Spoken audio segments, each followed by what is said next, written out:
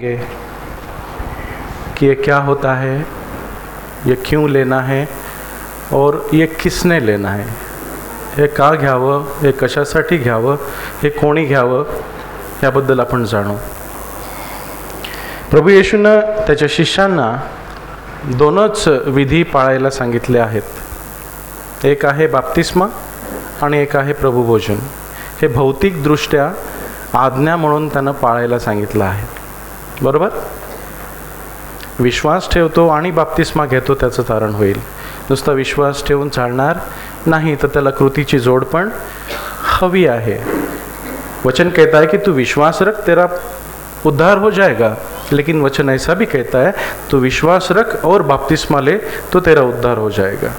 तो हमारे विश्वास के लिए हमें कृती करनी जरूरी है. आमच्या विश्वासाला कृतीची जोड हवी, नाही तर आमचा विश्वास मेलेला आहे. प्रभुभोजनाबद्दल पण तेच आहे की जेव्हा तुम्ही जमता तेव्हा तुम्ही पवित्रतेने त्याच्या मरणाच्या आठवणीसाठी हे करा. का आठवण करायची? आठवण कोणत्या गोष्टीची करतो आपण? हम किस बारे के कौन सी चीज़ के लिए हम याद करते हैं, कौन सी चीज़ हम याद करते हैं जो हम भूल जाते हैं. बरोबर. आठवण कोणत्या गोष्टीची करायला पाहिजे? जे आपण विसरतो. मग जेव्हा प्रभू सांगतो ही गोष्ट माझ्या आठवणीसाठी करा, म्हणजे काय? हम भूल जाते हैं कि हमारा प्रभु मेरे लिए मर गया है, उसने खुद का लहू मेरे लिए बहाया है, उसने खुद के लहू से मुझे खरीदा है. मैं खुद का नहीं हूँ, मैं उसका हूँ. मी माझ्या स्वतःचा नाही, मी त्याचा आहे. या गोष्टीची आठवण व्हावी म्हणून प्रभू सांगतो ही गोष्ट माझ्या आठवणीसाठी करा. हालेलुया. जुन्या करारात वलांडण सण पाळण्याविषयी सांगितलेलं होतं, नाही का? आपण वाचतो की निर्गमच्या पुस्तकात की देवानं त्यांना वलांडण सण पाळायला सांगितलं आणि एक कोकरू घ्यायला सांगितलं, त्याचं रक्त जमा करायला सांगितलं आणि ते कोकराचं रक्त ज्या घरात ते राहत होते त्या घराच्या दार बाह्यावर लावायला सांगितलं. जो वलांडण का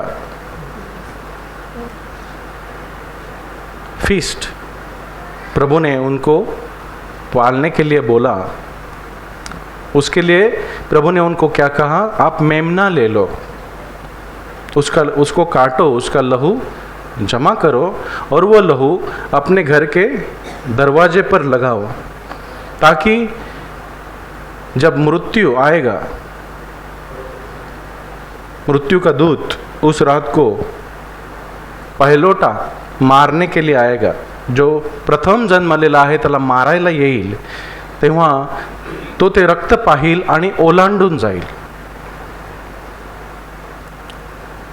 जो मृत्यु पहिलोटा मारने के लिए आएगा वो खून को देखेगा, वो लहू को देखेगा और वो लांग के जाएगा. म्हणून त्या सणाला काय म्हटलं? ओलांडण्याचा सण किंवा वलांडण सण. पासओव्हर इंग्लिशमध्ये त्याला काय म्हणतात? Passover. I will pass over you, death will not come to you.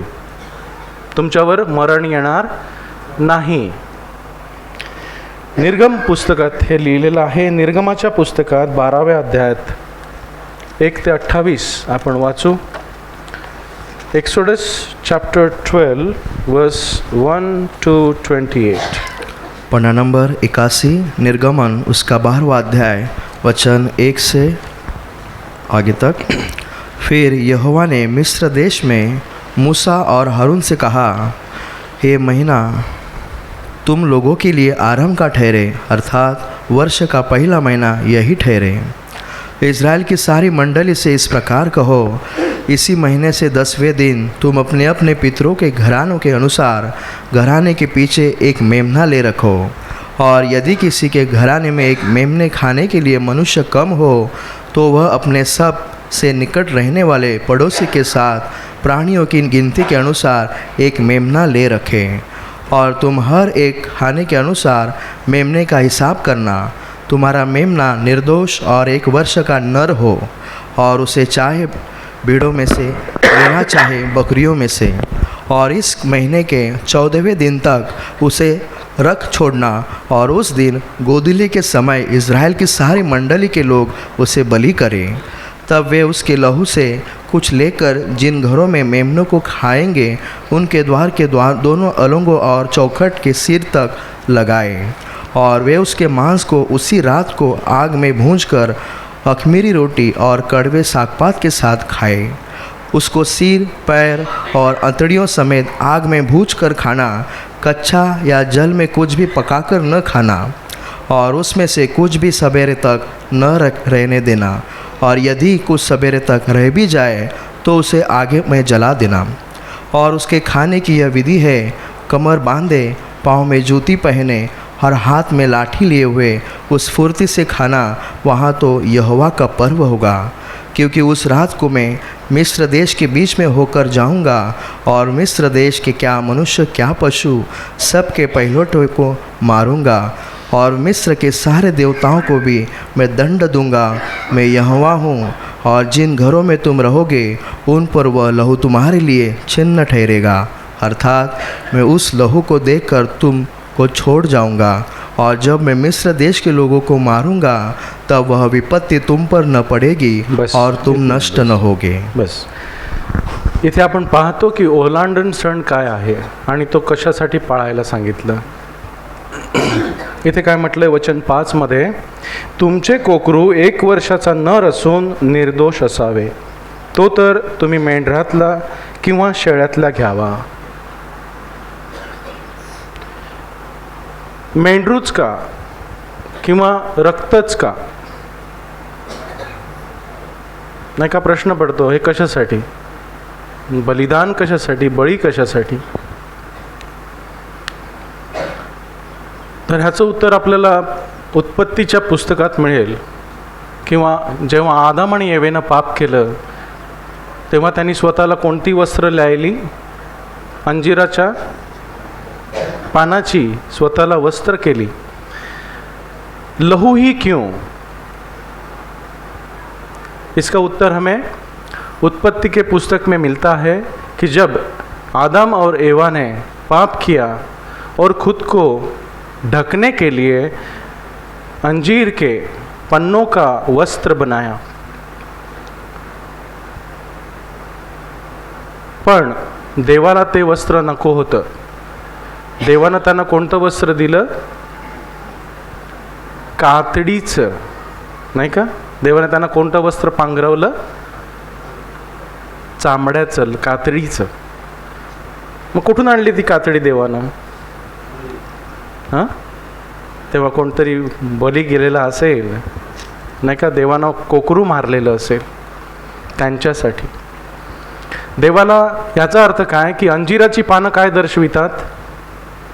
की मी माझ्या शक्तीनं देवाला प्रसन्न करीन, मी माझी पाप माझ्या शक्तीनं झाकीन। अंजीर के पान क्या दर्शवाते? कि मैं मेरे पाप मेरे अच्छे कर्मों से ढक लूँगा, मी माझ्या नीतिमत्वानं देवासमोर पवित्र ठरेन, मी माझी नग्नता झाकेन। पण देवाला माझं नाही पण काहीच कामाचं नाही। माझी पुण्यकर्मे विठळाच्या कपड्यासारखी आहेत, मेरे पुण्य कर्म गंदे वस्त्रों की तरह है, मैं मेरे पाप अच्छे कर्मों से ढक नहीं सकता हूँ। देवानं कोणतं वस्त्र दिलं? कातडीचं, चामड्याचं। म्हणजे कोणतरी मेलेलं असेल, कोणतरी वधलं असेल, त्याचं रक्त सांडलं असेल, आणि ते वस्त्र आदम आणि एवेला देवानं दिलं। लिहिलं आहे जगाच्या स्थापनेपासून वधला गेलेला कोकरा। ते वस्त्र कोणतं होतं? येशूचं। जगाच्या स्थापनेपासून वधला गेलेला कोकरा। त्यासाठीच इथे सांगितलंय, तुम्ही मेंढरू घ्या किंवा कोकरा घ्या, तो नर असावा, तो 1 वर्षाचा पवित्र नर असावा, दोष विरहित. म्हणजे काय? तो तुमचे कोकरू, वचन 5, 1 वर्षाचा नर असून निर्दोष असावे, उसको कौन सा भी दोष ना हो, उसका पैर लंगड़ा ना हो, वो अंधा ना हो, वो बहरा ना हो, तो पूर्ण असावा. येशू ख्रिस्त ह्या कोकऱ्याचं दर्शक आहे. येशू ख्रिस्त पाप विरहित होता, जगाची पापे वाहून नेणारा देवाचा कोकरा. त्यानं पाप केलं नाही, तो निर्दोष होता. जुन्या करारात येशू ख्रिस्ताचं रूपक आहे, दर्शक आहे. पुराने नियम में हम प्रभु मसीह का दृश्य देखते हैं, फोटो देखते हैं, लेकिन नए नियम में उसका अस्तित्व देखते हैं, वो पूरा हुआ देखते हैं. हालेलुया. मग काय करा? वचन 7, ते तुम्ही याच महिन्याच्या 14व्या दिवसापर्यंत राखावे. मग इस्रायलाच्या मंडळीच्या साऱ्या जमावाने सायंकाळच्या वेळी ते कापावे आणि त्याचे काही रक्त घ्यावे आणि ते ज्या घरांमध्ये ते खातील त्याच्या दोन्ही दारबाह्यांवर व कपाळपट्टीवर ते लावावे. काय करायचं आहे? रक्त पण आहे आणि मांस पण आहे, सर्व उपयोगाचं आहे. प्रभू येशू ख्रिस्ताचं रक्त पण आहे आणि मांस पण आहे. त्यासाठी म्हणाला, माझं रक्त खा, माझे रक्त प्या आणि माझे मांस खा. वचन 8 म्हणतं, त्यांनी त्याच रात्री विस्तवात भाजलेले त्याचे मांस व बेखमीर भाकर खावी, कडवट भाजी बरोबर ते खावे. प्रभू येशू ख्रिस्त देवाचं वचन दर्शवितं. मांस म्हणजे काय?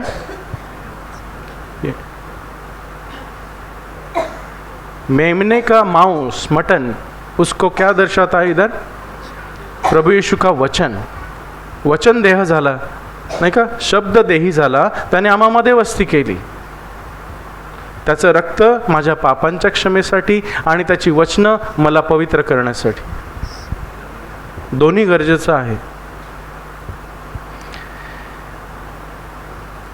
वचन 9, त्यातले काही कच्चे किंवा पाण्यात शिजवलेले खाऊ नका, तर विस्तवाने भाजलेले असे ते खा. विस्तव म्हणजे पवित्र आत्म्याची आग. देवाचं वचन कसं खायचं आहे? पवित्र आत्म्याच्या आगीनं. नुसतं खायचं नाही, पवित्र आत्म्याच्या सान्निध्यात देवाची वचनं आपल्याला खायची आहेत. आणि ती कशी आहेत बघा. वचन 9, त्याचे डोके, त्याच्या पायासुद्धा व त्याच्या आतड्यासुद्धा खा. काहीच टाकायचं नाही. देवाचं वचन काय आहे? काही बरी आहेत, काही कठीण आहेत. आतडी खायला कोणाला आवडतं? आतडी खाना किसको पसंद है? नहीं है ना? क्या क्या खाने को बोला है? डोकं, पाय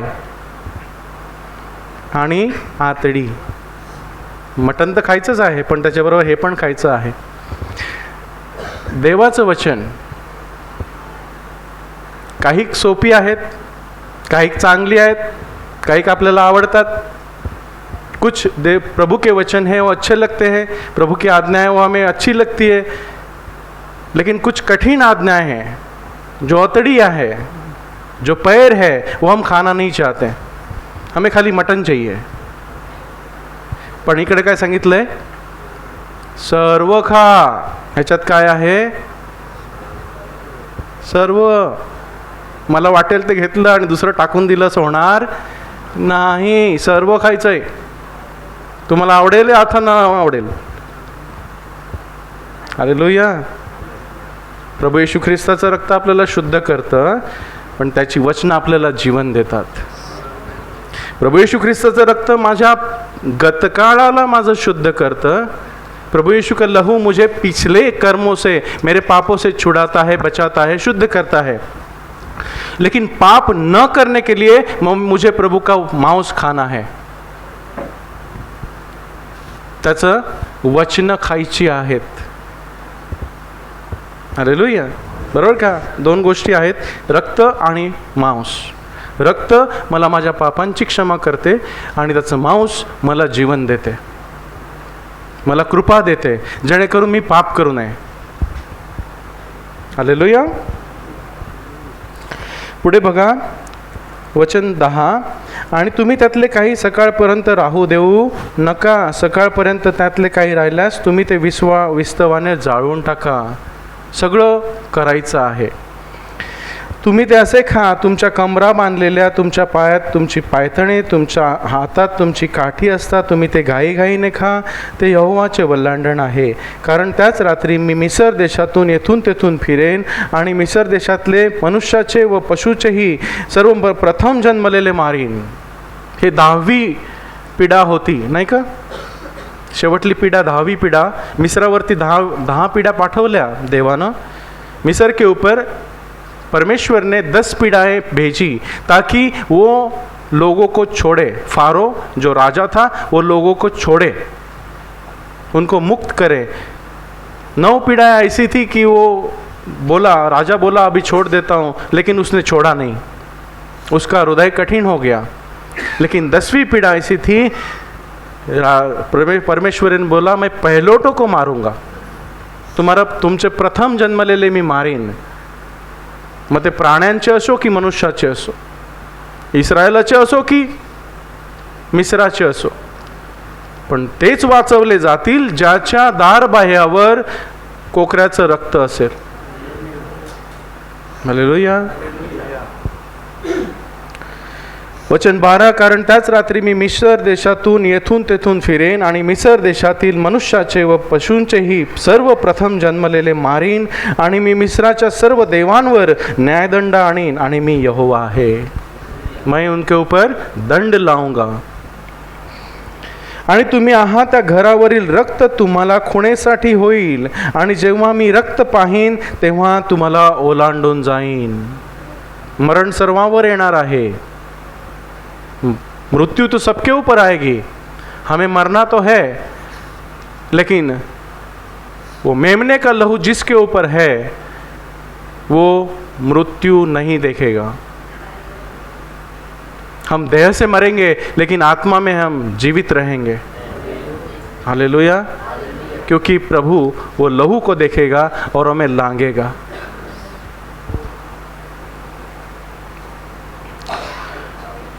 आणि तुम्ही आहात त्या घरावरील वचन 13, रक्त तुम्हाला खुणेसाठी होईल. जेव्हा मी रक्त पाहीन तेव्हा तुम्हाला ओलांडून जाईल आणि मी मिसर देशाला मारीन तेव्हा तुमचा नाश करायला तुम्हावर पीडा येणार नाही. हालेलुया. नवीन करारामध्ये हा वल्हांडणाचा कोकरा कोण आहे? प्रभू येशू. जसंच्या तसं शुद्धता, पवित्रता प्रभू येशूमध्ये होती आणि जगाची पापे दूर करण्यासाठी तो या जगामध्ये आला. सारे दुनिया के बोझ को, पाप के बोझ को उसने अपने ऊपर लिया. एका माणसामुळे पाप जगात आलं आणि सर्व पापी झाले. हम पापी क्यों हैं? क्यों थे? क्योंकि आदम से हम जन्मे. बराबर. उसने पाप किया, इसलिए उसका नेचर, उसका स्वभाव उसके बच्चों में आया. हम किसके बच्चे हैं? किसके बच्चे थे? ख्रिस्तामध्ये येण्याच्या आधी आम्ही कोणाची लेकरं होतो? आदामाची. तुम्ही माना अथवा न मानो, हम बंदर से नहीं हुए हैं. माकडापासून झालो का? नाही. माकडाप्रमाणे झालो असतो तर माकडच म्हणजे माकडासारखी उड्या मारल्या असत्या, पण आपण माकड नाहीत. हम बंदर नहीं है, हम मनुष्य है जिसको यहोवा ने अपने रूप में रचाया है. वो बंदर को नहीं रचाया, उसने गधे को नहीं रचाया है, मनुष्य को रचाया है. एका माणसापासून पाप जगात शिरले आणि सर्व लोक पापी झाले. हालेलुया. बरोबर का? पण एका मनुष्याच्या न्यायीपणामुळे सर्व लोक न्यायी ठरवले जातील. 2 वंश आहेत, 2 वंश है. हम जन्मे तो आदम से जन्मे, हमें चॉइस नहीं थी. हमने एप्लीकेशन नहीं दिया था हमारे माँ बाप को कि मुझे जन्मा दो, नहीं दिया था ना. हमें चॉइस थी जन्म लेने की, किस पीढ़ी में जन्मे, कौन से वक्त में जन्मे, कौन से माँ बाप के पेट से जन्मे. चॉइस था? नहीं था.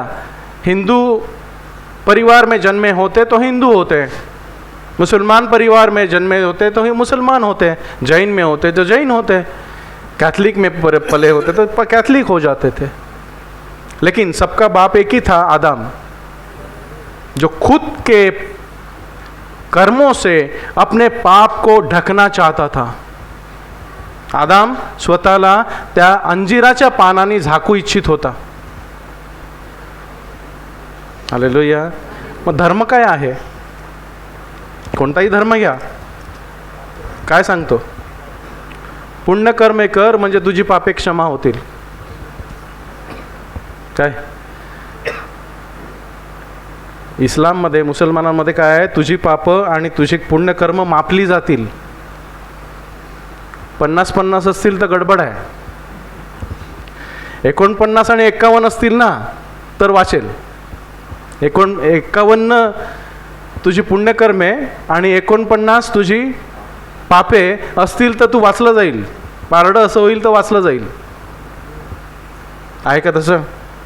कोणी मोजायची? नाही. कोणताही धर्म काय शिकवतो की तू चांगलं कर म्हणजे तू स्वर्गात जाशील. प्रभू तसं शिकवत नाही. प्रभू सांगतो तू मला घे, मी तुला स्वर्गात नेईन. मार्ग, सत्य आणि जीवन मीच आहे. माझ्यामधून गेल्याशिवाय तुला बापापाशी जाता येत नाही. कारण तू स्वतःच्या कर्माने, त्या अंजिराच्या पानांनी मला संतुष्ट करू शकत नाहीस. त्यामुळे ज्यांनी बाप्तिस्मा घेतला आहे त्यांनी ख्रिस्ताला पांघरलेला आहे. ज्यांनी त्याच्यावरती विश्वास ठेवला त्यांनी त्यांना देवाची लेकरं होण्याचा अधिकार दिला. आदामाची लेकरं होती, आता आपण ख्रिस्ताचे लेकरं आहोत. पहिला आदाम पाप करणारा झाला, शेवटला आदाम जीवन देणारा झाला. पहिल्या आदामाकडून मरण आलं, शेवटला आदाम येशू त्याच्याकडून जीवन आलं. तो जीवन देणारा आत्मा झाला. हालेलुया. जगाची पापे वाहून नेणारा देवाचा कोकरा. योहान 1 अध्याय 29 वचन.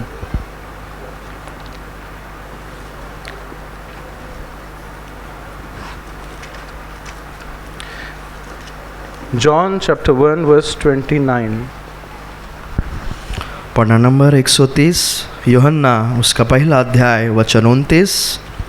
दूसरे दिन उसने यीशु को अपनी ओर आते देखकर कहा, देखो यह परमेश्वर का मेमना है जो जगत का पाप उठा ले जाता है. दुसऱ्या दिवशी त्याने येशूला आपणाकडे येताना पाहून म्हटले, पहा पहा, जगाचे पाप उचलून वाहून नेणारा देवाचा कोकरा. जगाचे पाप किती असतील हो पाप जगाची? आपली मोजली तर किती? स्वतःची पर्सनल दिवसाला 5 पकडा मिनिमम. त्यात तुमचे दिवस आणि त्यात तुमची वर्ष टाका म्हणजे किती होतील? हां, एकाची. मग आता किती लोक आहेत जगामध्ये? 800 कोटी. किती झाली? किती वर्षापासून? 6000 वर्षापासून. किती शक्य आहे? त्याला शक्य आहे. माणसाला अशक्य ते देवाला शक्य आहे. हालेलुया. त्यामुळे माणसाची बुद्धिमत्ता देवानं व्यर्थ ठरवली. त्याने आपले ज्ञान बालकांना दिले. तू विश्वास ठेव म्हणजे तुझे तारण होईल. हालेलुया. पूरे जग की, पूरे दुनिया की पापे उठाने वाले हमारे यीशु मसीह, ईश्वर का कोकरा, ईश्वर का मेमना. हालेलुया. मग आता रक्तच का? रक्तच का? लहू ही क्यों? ऐसा दूसरा कोई चीज नहीं है जो हमें शुद्ध करता है? गंगा में डूबो तो हो जाएगा शुद्ध, नहीं क्या? क्या करना पड़ता है शुद्ध होने के लिए? लहू, क्योंकि शास्त्रों में लिखा है लहू बहाए बगैर पाप क्षमा होती नहीं है। क्या लिखा है? इब्री राजपत्र 9:22 मध्ये कि रक्त सांडल्या वाचून पाप क्षमा होत नाही। पन्ना नंबर 310 इब्रानियों की किताब उसका 9वां अध्याय वचन 22। सच तो यह है कि व्यवस्था के अनुसार प्राय सब वस्तुएं लहू के द्वारा शुद्ध की जाती है और बिना लहू बहाए पापों की क्षमा नहीं। नियमशास्त्राप्रमाणे बहुतेक सर्व वस्तू रक्ताने शुद्ध होतात आणि रक्त पाडल्या वाचून पाप क्षमा होत नाही। कशासाठी रक्त? पाप क्षमेसाठी। पण आपण आता बोकड बकरी मारतो का? हम क्या अभी मेमना और बकरियां काटते हैं क्या? वो अभी भी चालू कहाँ है? हिंदू धर्म में, इस्लाम धर्म में वो चालू है, क्योंकि वो शास्त्रों से आया है। हमें प्रभु यीशु मिल गया, उनको मिला नहीं है, वो वही परंपरा चलाते हैं। हालेलुया। रक्त पाडल्या वाचून, रक्त सांडल्या वाचून पाप क्षमा नाही। का? कारण देहाचे जीवन त्याच्या रक्तात आहे। लेविटिकस, लेवीय व्यवस्था 17वां अध्याय 11वां वचन।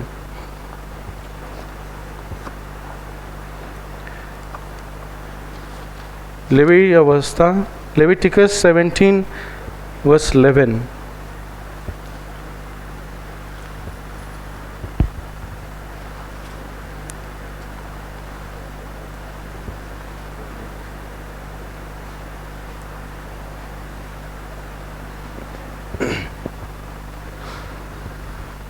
पढ़िए। मराठीत लिहिलंय 11वं वचन, कारण देहाचे जीवन रक्तात आहे आणि तुमच्या जीवांकरता प्रायश्चित्त करायला मी ते तुम्हाला वेदीवर दिले आहे, कारण ते रक्त त्यात असलेल्या जीवनामुळेच प्रायश्चित्त करणारे असे आहे। काय आहे? देहाचे जीवन कशात आहे? पढ़िए हिंदी में। 17 लेविय 17 वचन 11।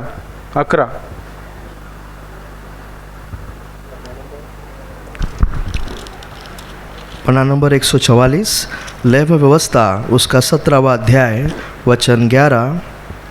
क्योंकि शरीर का प्राण लहू में रहता है और उसको मैंने तुम लोगों को वेदी पर चढ़ाने के लिए दिया है कि तुम्हारे प्राणों के लिए प्रायश्चित्त किया जाए, क्योंकि प्राण के कारण लहू से ही प्रायश्चित्त होता है।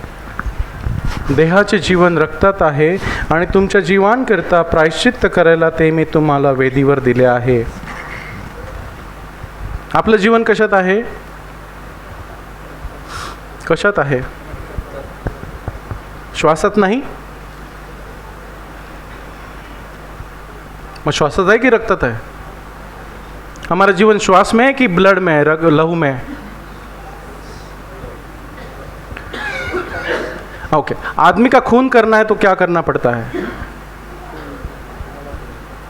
खून कैसा करते हैं? तो गला दबा के भी मारते हैं, बराबर? मतलब क्या? श्वास लेते हैं, उसमें जो ऑक्सीजन है वो हमारे ब्लड में जाता है, इसलिए ब्लड जिंदा है। हम जब नाक बंद करेंगे तो ऑक्सीजन नहीं मिलता है, इसलिए हमारा खून मर जाता है। म्हणून आपण मरतो, इसलिए गला दबाने से हम मर जाते हैं। और कौन सी चीज़? खून करते हैं, बुलेट मारते हैं, क्या गोली मारने से क्यों मरता है? ब्लड बाहर आता है, मतलब जीवन बाहर आता है। हमारा ब्लड, जीवन कहाँ होता है? ब्लड में। हमारा प्रेशर कम हो जाता है, ब्लड प्रेशर कम हो गया तो हम मर जाते हैं, क्योंकि हमारे अंदर जो पार्ट्स है उसके लिए ब्लड का प्रेशर जरुरी होता है। आपल्यामध्ये 5 ते 6 लिटर ब्लड असतं आणि आपल्या शरीराच्या वेन्समधून, धमण्यांमधून ते वाहतं। आपल्याला माहीत नाही, पण किती किलोमीटर दिवसाला वाहत असेल माहीत नाही। मग आपलं जीवन कशात आहे? मनुष्य आजारी का होतो? मनुष्य बीमार क्यों होता है? वायरस क्यों घुसता है? कहाँ घुसता है वायरस? ब्लड में। हम दवाई लेते तो क्या होता है? हमारा खून शुद्ध हो जाता है दवाई से। माणसाचे जीवन त्याच्या रक्तात आहे, देहाचं जीवन त्याच्या रक्तात आहे। मग रक्त काढलं म्हणजे काय झालं? त्याचं जीवन काढलं गेलं, म्हणजे त्याच्यावर मरण आलं, बरोबर? जो जीव पाप करतो तो मरेल। एझेकिएल 18:20, एझेकिएल 18:20।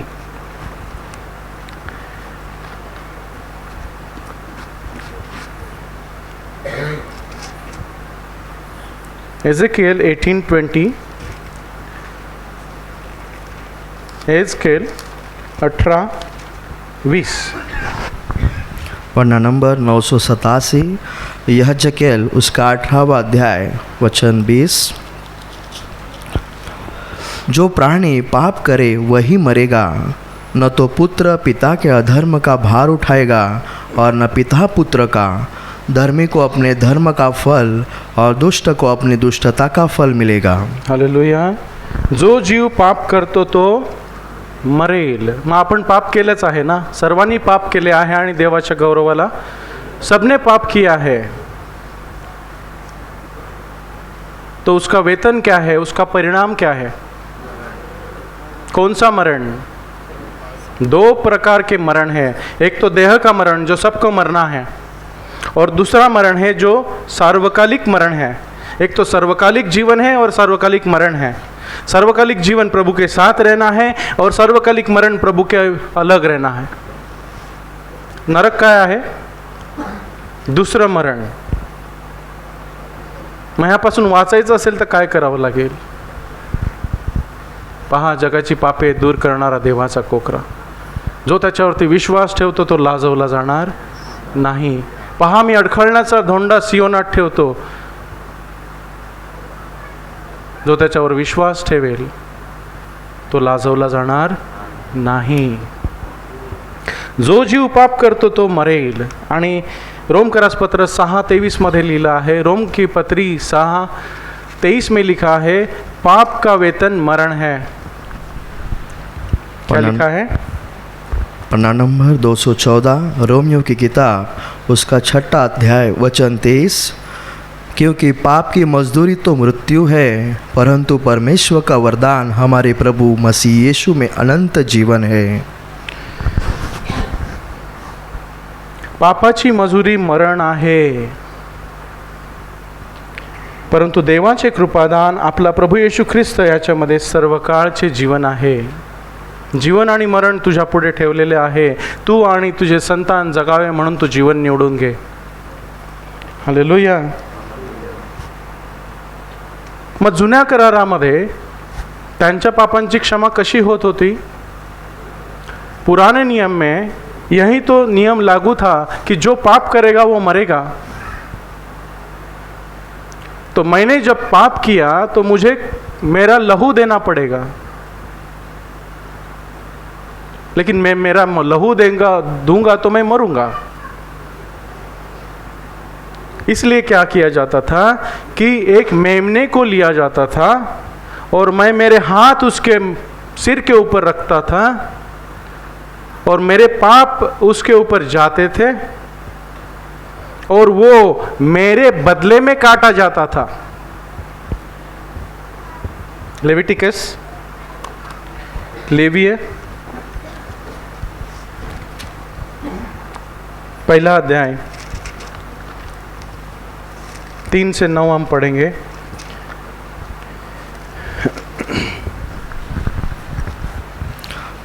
वरना नंबर 122 पुराने नियम में पापों की क्षमा कैसे मिलती थी? लय व व्यवस्था उसका पहला अध्याय वचन 1 से 3 तक।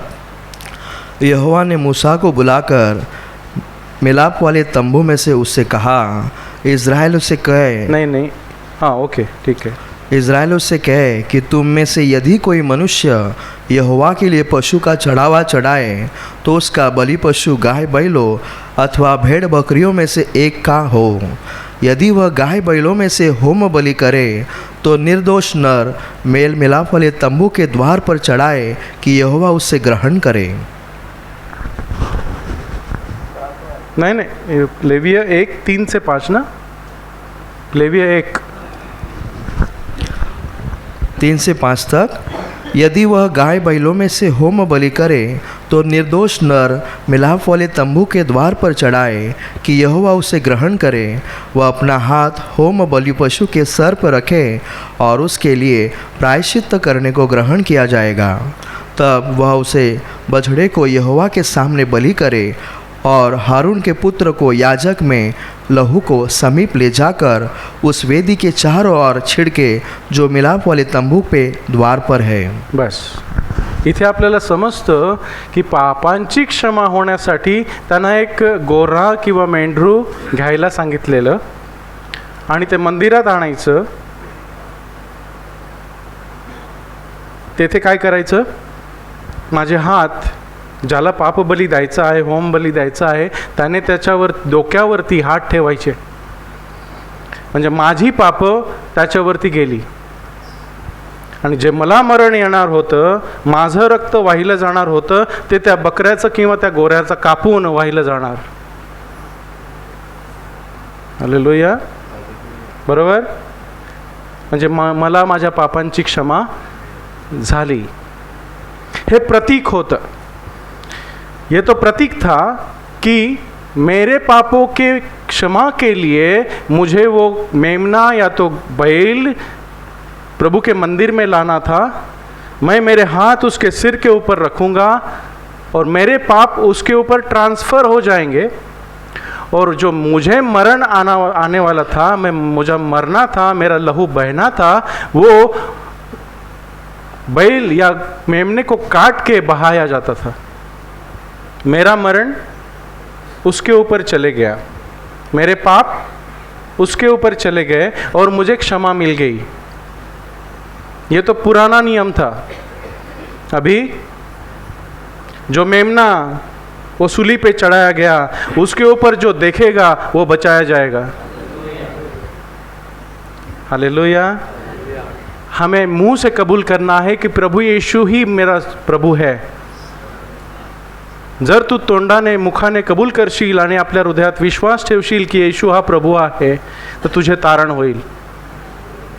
हालेलुया। म्हणजे तुझी पाप त्यानं घेतली आहेत असा तू विश्वास धरलास, तुझं मरण त्यानं घेतलं, तुझं जे रक्त वाहायचं होतं ते त्यानं वाहिलं आणि तुला पवित्र केलं। हे प्रतीक था पुराने नियम में। अभी हम रियलिटी में आ गए कि मेरे पाप उसने ले लिए। हालेलुया। और उसकी पवित्रता उसने मुझे दे दी। ये तो पूरा हो गया। इसलिए प्रभु यीशु ने सूली पे कहा पूरा हो गया है, पूर्ण झाले आहे, इट इज़ फिनिश्ड। अभी आपको कुछ करने की ज़रूरत नहीं है। प्रभु के सामने जाने के लिए आपको कुछ करने की ज़रूरत नहीं है। प्रभु यीशु का नाम, प्रभु यीशु का लहू आपको पवित्र स्थान में ले जाता है। त्याने आपल्यासाठी जिवंत वाट स्थापिलेली आहे पवित्र स्थानात जाण्यासाठी। हालेलुया। पाप आपल्याला देवापासून दूर ठेवतं, पण त्यानं पापच काढून ठेवलं, त्यामुळे आपण देवाच्या बरोबर जाऊ शकतो, कधीही आपण देवाशी बोलू शकतो। तो अतिपवित्र स्थानातील पडदा दुभांगला नाही का, प्रभु यीशु मेला तेव्हा काय झालं, वो पर्दा फट गया। जो पवित्र स्थान और अति पवित्र स्थान के बीच में जो दीवार थी वो टूट गई। सब लोग जा सकते थे, लेकिन अति पवित्र स्थान में साल में एक ही बार मुख्य याजक जा सकता था। वो भी अपने लहू, अपने पाप के लिए और लोगों के पाप के लिए लहू लेकर जाता था, साल में एक बार। बराबर पढ़ा है कि नहीं? अभी हम कभी भी जा सकते हैं, हमें रुकने की जरूरत नहीं है। हम कभी भी प्रभु को अब्बा बापा करके हाक मार सकते हैं, हम पुकार सकते हैं, वो हमसे दूर नहीं है। क्योंकि जो दीवार थी वो प्रभु यीशु ने निकाल दी, उसके लहू से हमें अंदर जाने के लिए उसने तैयार किया है। हालेलुया।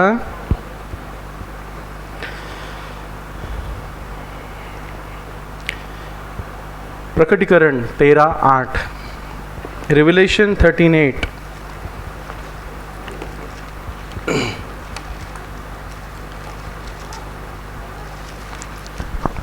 पन्ना नंबर 354, प्रकाशित वाक्य उसका 13वां अध्याय वचन 8। पृथ्वी के सब रहने वाले जिनके नाम उस मेमने के जीवन के पुस्तक में लिखे नहीं गए, जो जगत के उत्पत्ति के समय से घात हुआ है, उस पशु की पूजा करेंगे।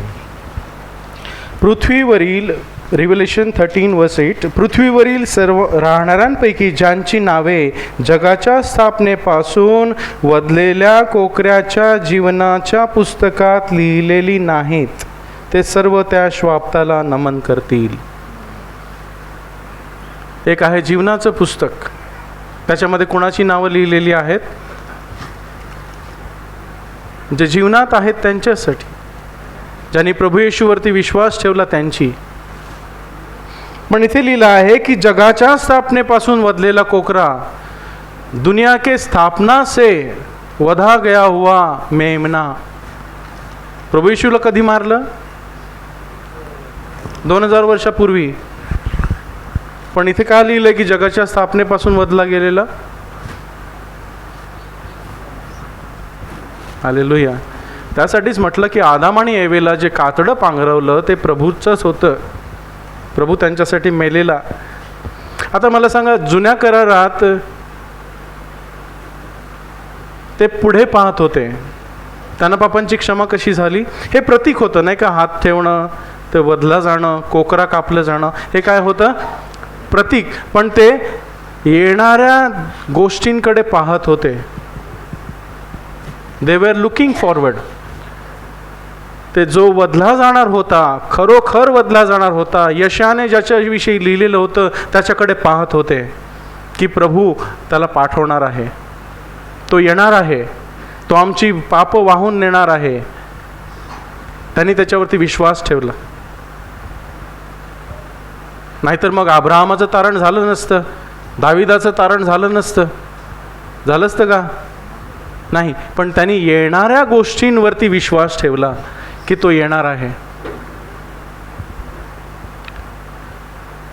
तो आला, त्याच्या शिष्यांनी बघितलं, त्याच्यावरती विश्वास ठेवला, त्यांचं तारण झालं। वो आया, खुद का बलि दिया, जिसने उसके ऊपर विश्वास किया उनको उद्धार मिला। और हम 2000 साल के बाद हमने देखा, कहाँ देखा? देखा कि नहीं देखा प्रभु यीशु को सूली पे? सच्ची में देखा या विश्वास वचन को देखा? जे तुमच्यावरती आणि तुमच्या वचनांवरती विश्वास ठेवतील त्यांनाही ते तारण प्राप्त होईल। हालेलुया। जगाच्या स्थापनेपासून वधला गेलेला कोकरा तो आला, त्याने स्वतःचं बलिदान दिलं, त्याने स्वतःचं रक्त वाहिलं। ज्याने त्याच्यावरती विश्वास ठेवला तेव्हा आणि आताही त्यांना तारण प्राप्त झालं। हालेलुया। इब्रिकरास पत्र 9 अध्याय 6 ते 10।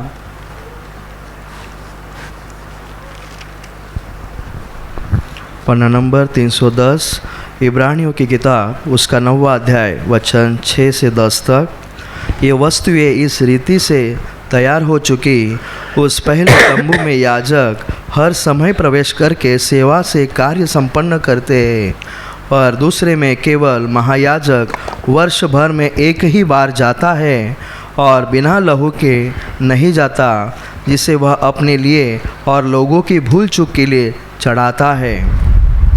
इससे पवित्र आत्मा यह दिखाता है कि जब तक पहला तंबू खड़ा है तब तक पवित्र स्थान का मार्ग प्रकट नहीं हुआ।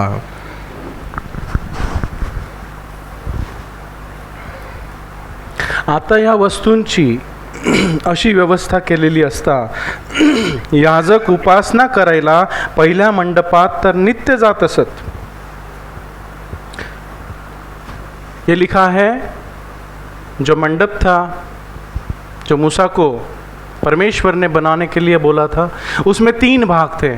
एक आउटर कोर्ट, एक बाह्य जहाँ मेमना काटा जाता था, बलि चढ़ाई जाती थी, वेदी थी और हाथ पैर धोने के लिए बर्तन था, वो तो आउटर कोर्ट था।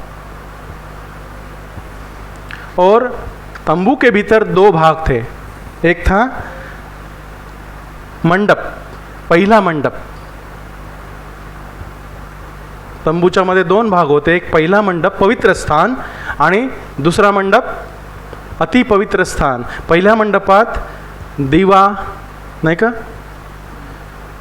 समर्पित केलेल्या भाकरी, अशा गोष्टी ठेवलेल्या होत्या, धूप। तिथे कोण जात होतं? याजक उपासना करायला पहिल्या मंडपात तर नित्य जात असत, रोज जात असत। म्हणजे त्यांचं लिमिट कुठे होतं? आउटर कोर्ट आणि होली प्लेस, बाह्य अंगण आणि पवित्र स्थान, तिथपर्यंतच जाऊ शकत होते। आणि अतिपवित्र स्थान में कौन जा सकता था और कब जा सकता था? वचन 7। परंतु दुसऱ्यात म्हणजे अतिपवित्र स्थानात प्रमुख याजक कोण? अकेला, जो मुख्य याजक आहे तोच, बाकी नाही। आणि असं म्हणतात की त्याच्या पायाला दोरी बांधायचे, म्हणजे तो मेला तर खेचायला, कारण तिथे कोणी जाऊ शकत नव्हतं। त्याला जो आणायला जाईल मेलेल्याला तो मरून बाहेर येईल, एवढं भयानक होतं। पवित्र स्थानात जाणं एवढं कठीण होतं। याजक तो सुद्धा पोशाख पांघरून जैसा था वैसे ही, थोड़ा इधर का उधर नहीं,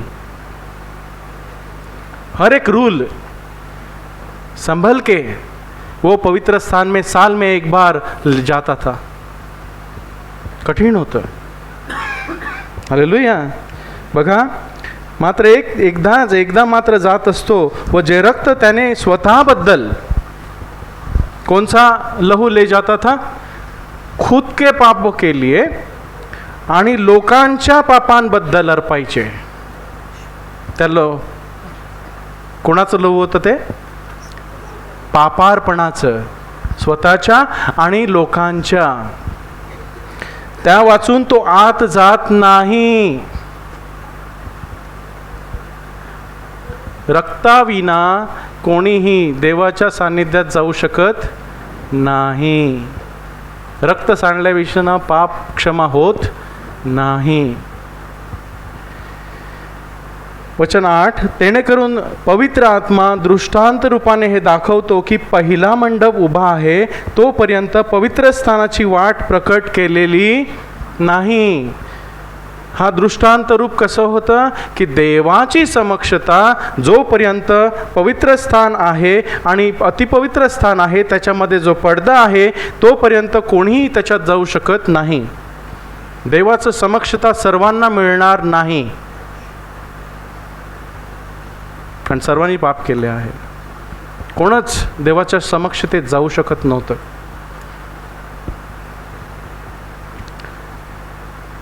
पण या वर्तमान काळी कधी प्रभू येशूच्या मरणानंतर तो पडदा दुभांगला आणि ती वाट आपणासाठी मोकळी झाली। आता कोणीही जाऊ शकतो। हालेलुया। तेरे लहू से पाप धोता हूँ, तेरे लहू से पाप धोता हूँ, तू बढ़ता जा मैं कम होता हूँ, तू बढ़ता जा मैं कम होता हूँ. या वर्तमान काळी तो मंडप दृष्टांत रूप आहे. यात जी दाने व यज्ञार्पणेही उपासना करणाऱ्यांच्या विवेकभाव पूर्ण करायला समर्थ नाहीत ती अर्पिण्यात येतात. त्यांचा विवेकभाव त्या बकऱ्याच्या आणि मेंढ्यांच्या आणि बैलांच्या रक्ताद्वारे शुद्ध होत नव्हता. त्यांची पाप झाकली जात होती. स्तोत्रसंहिता 34 मध्ये लिहिलं आहे की सुखी तो पुरुष ज्याची पाप झाकलेली आहेत. झाकलेली म्हणजे जुन्या करारात काय होत होतं, उघडलं तर त्यांचा विवेकभाव शुद्ध नव्हता, कोणीही उघडू शकत होतं. त्यामुळे ते पाप करतच होते. हालेलुया. नवीन करारामध्ये धुतलेली आहेत. झाकलेली आणि धुतलेली फरक आहे. धुतलेली म्हणजे मी तुमची पापे आणखी आठवणारच नाही.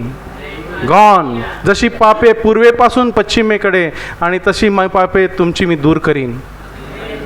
पूर्व आणि पश्चिम कधीच मिळत नाहीत. मिळतात पण तुमची पापे तुम्हाला मिळणार नाहीत, कारण ती मी पुसलेली आहेत. हालेलुया. हा दृष्टांत होता. आता आपण खऱ्या खुऱ्या अनुभवाकडे आलेलो आहोत. त्यांचा विवेकभाव शुद्ध नव्हता. हे केवळ देहासंबंधीचे विधी आहेत. ते फक्त विधी करायचे होते. रूढी परंपरा होत्या. पाप करा बैल मारा, पाप करा बैल मारा, पाप करा. हालेलुया. स्वभाव बदललेला नव्हता. काय झालेला? उनका नेचर, उनका स्वभाव नहीं बदला. बैल काटने से स्वभाव नहीं बदला. इसलिए वो बार बार करते रहते थे. बार बार यरूशलेम में जाते थे. बार बार मेमना काटते थे. हर साल काटते थे. हालेलुया. पण आता त्याच्या एकदाच अर्पिल्या गेलेल्या व बलिदानाद्वारे आपल्याला सर्व काळ शुद्ध केलेला आहे. हमें सदा के लिए उसने शुद्ध किया है. एकाच अर्पिल्या गेलेल्या वधाद्वारे, अर्पणाद्वारे. हालेलुया. हे ह्याच्यामध्ये खाणी येतात, पिणी येतात, नाना प्रकारची स्नाने येतात. हे विधी सुधारणुकीच्या काळापर्यंत लावून दिले होते. हे जुन्या करार कधीपर्यंत लावून दिलेला होता? हे सर्व करा प्रभू येशू ख्रिस्ताचं वधस्तंभावरती मरण होण्यापर्यंत. त्यानंतर कॅन्सल्ड. काहीच नाही. तू फक्त विश्वास ठेव म्हणजे तुझे तारण होईल. हालेलुया. वचन 11 ते 14. वचन 11 से 14 तक. परंतु जब मसीह आने वाली अच्छी अच्छी वस्तुओं का महायाजक होकर आया तो उसने और भी भीड़ और बड़े और सिद्ध तंबू से होकर, जो हाथ का बनाया हुआ नहीं था, अर्थात इस सृष्टि का नहीं, और बकरों और बछड़ों के लहू के द्वारा नहीं, पर अपने ही लहू के द्वारा एक ही बार पवित्र स्थान में प्रवेश किया और अनंत छुटकारा प्राप्त किया. क्योंकि जब बकरों और बैलों का लहू और कलोर की राख का अपवित्र लोगों पर छिड़का जाना शरीर की शुद्धता के लिए उन्हें पवित्र करता है, तो मसीह का लहू, जिसने अपने आप को सनातन का आत्मा के द्वारा परमेश्वर के सामने निर्दोष चढ़ाया, तुम्हारे विवेक को मरे हुए कामों से शुद्ध न करेगा, ताकि तुम जीवित परमेश्वर की सेवा करो. हालेलुया. परंतु ख्रिस्त हा घडून आलेल्या चांगल्या गोष्टींचा प्रमुख याजक आला आहे. जुना करार दर्शक होतं, रूपक होतो, फोटो होता, जो येणार होता त्याचं. तो आला आहे. त्यासाठी त्यानं म्हटलं सर्व पूर्ण झालं आहे. It is finished. ख्रिस्त हा घडून आलेल्या चांगल्या गोष्टींचा प्रमुख याजक आला आहे. जुन्या करारातील प्रमुख याजक मरायचा की नाही?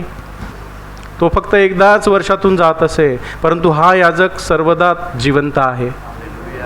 आमच्यासाठी मध्यस्थी करण्यास सर्वदा जिवंत राहतो. आणि अधिक मोठा व अधिक पूर्ण, हातांनी केलेला नव्हे, म्हणजे ह्या उत्पत्तीतला नव्हे. जुन्या करारातील महायाजक ह्या उत्पत्तीतला होता, आदामापासून होता. पण हा याजक आदामापासून नव्हता, देवापासून होता. देवाचा कोकरा होता. त्याच्यामध्ये आदामाचं रक्त नव्हतं, त्याच्यामध्ये देवाचं रक्त होतं. त्यामुळे तो पवित्र होता. म्हणजे या उत्पत्तीतला नव्हे, अशा मंडपाच्या द्वारे बकरी व वासरे यांच्या रक्ताने नव्हे, तर स्वतःच्याच रक्ताने आम्हासाठी सार्वकालिक खंडणी मिळवून एकदाच परमपवित्र स्थानात गेला है. बार बार जाने की जरूरत नहीं है. हमारा यीशु मसीह एक ही बार, जो हमारा महायाजक है, खुद के लहू से परम पवित्र स्थान में सदा सर्वकाल के लिए हमारी जगह रखी है, उसके द्वारा. हालेलुया, बराबर, हालेलुया. कारण बकऱ्यांचे व गोऱ्यांचे रक्त व विटाळलेल्यांवर शिंपडली जाते ती कालवडीची राख, जी ती जर देहाची शुद्धता होईल असे पवित्र करतात. बकऱ्यांचे व गोऱ्यांचे रक्त त्यांना शुद्ध करत होतं की नाही? हो. विटाळलेली शिंपडली जाते ती कालवडीची राख शुद्ध करत होती की नाही? देहाला शुद्ध करत होती, परंतु मध्ये शुद्ध करत नव्हती.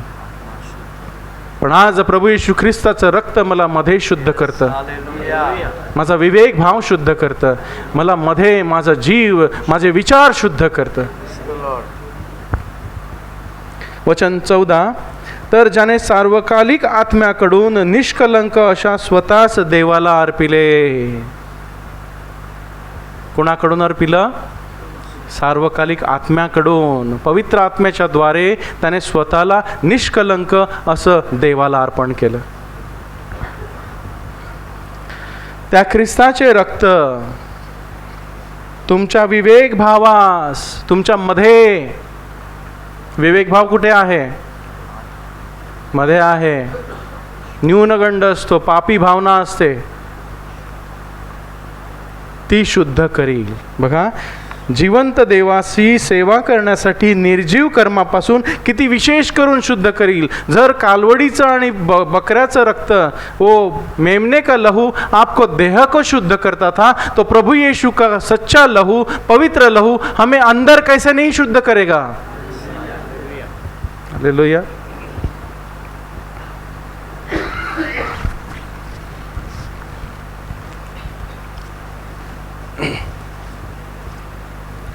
ग्यारह से 15 हम पढ़ेंगे.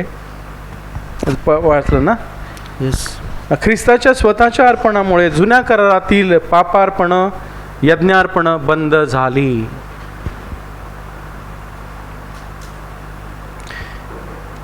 इब्री 10, 1 ते 10 आपण वाचू.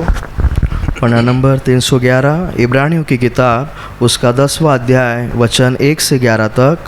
सिद्ध बलिदान, क्योंकि व्यवस्था जिसमें आने वाली अच्छी वस्तुओं का प्रतिबिंब है, पर उनका असली स्वरूप नहीं, इसलिए उन एक ही प्रकार के बलिदानों के द्वारा जो प्रतिवर्ष अचूक चढ़ाए जाते हैं, पास आने वालों को कदापि सिद्ध नहीं कर सकती. नहीं तो उनको चढ़ाना बंद क्यों न हो जाता. इसलिए जब सेवा करने वाले एक ही बार शुद्ध हो जाते, तो फिर उनका विवेक उन्हें पापी नहीं ठहराता, परंतु उसके द्वारा प्रतिवर्ष पापों का स्मरण हुआ करता है. क्योंकि यह अनहोना है कि बैलों और बकरों का लहू पापों को दूर करे. बस. नियमशास्त्रात तर पुढे होणाऱ्या चांगल्या गोष्टींची छाया आहे. नियमशास्त्र काय आहे? फोटो, छाया. आणि असली काय आहे? रियालिटी काय आहे? प्रभू येशूचं जीवन, प्रभू येशू. हालेलुया. माझ्याबरोबर बायको असताना मी बायकोचा फोटो घेऊन बोलेल का त्या फोटो बरोबर? न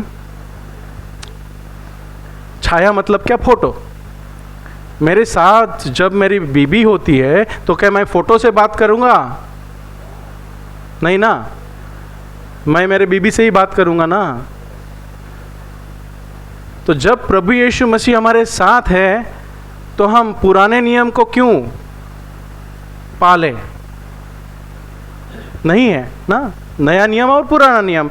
नया नियम क्या है? तू विश्वास रख, तो आशीर्वादित हो जाएगा, तेरे पापों की क्षमा हो जाएगी। पुराने नियम में तू ये कर, तू ये कर, तू ये कर, तो तू आशीर्वादित हो जाएगा। लेकिन नए नियम में तू मसीह को ले, तू मसीह को अंदर ले ले, तो तू आशीर्वादित हो जाएगा। हालेलुया। नियमशास्त्रात तर पुढे होणाऱ्या चांगल्या गोष्टींची छाया आहे, पण त्या गोष्टींचे वास्तविक रूप नाही। म्हणून ते दरवर्षी अखंड अर्पिलेल्या त्याच यज्ञांनी जवळ येणाऱ्यास पूर्ण करायला कधीही समर्थ नाही। काय लिहिले बघा? दरवर्षी। कधी? दरवर्षी। अखंड म्हणजे सर्वदा, ह्या वर्षी, पुढच्या वर्षी, त्याच्या वर्षी, 10 वर्ष, 15 वर्ष, 20 वर्ष, दरवर्षी करत राहायचं मरेपर्यंत। किती बकरे मारले असते आपण? हालेलुया। अखंड अर्पिलेल्या त्याच यज्ञांनी, वही पाप करो काटो, पाप करो काटो, पाप करो काटो।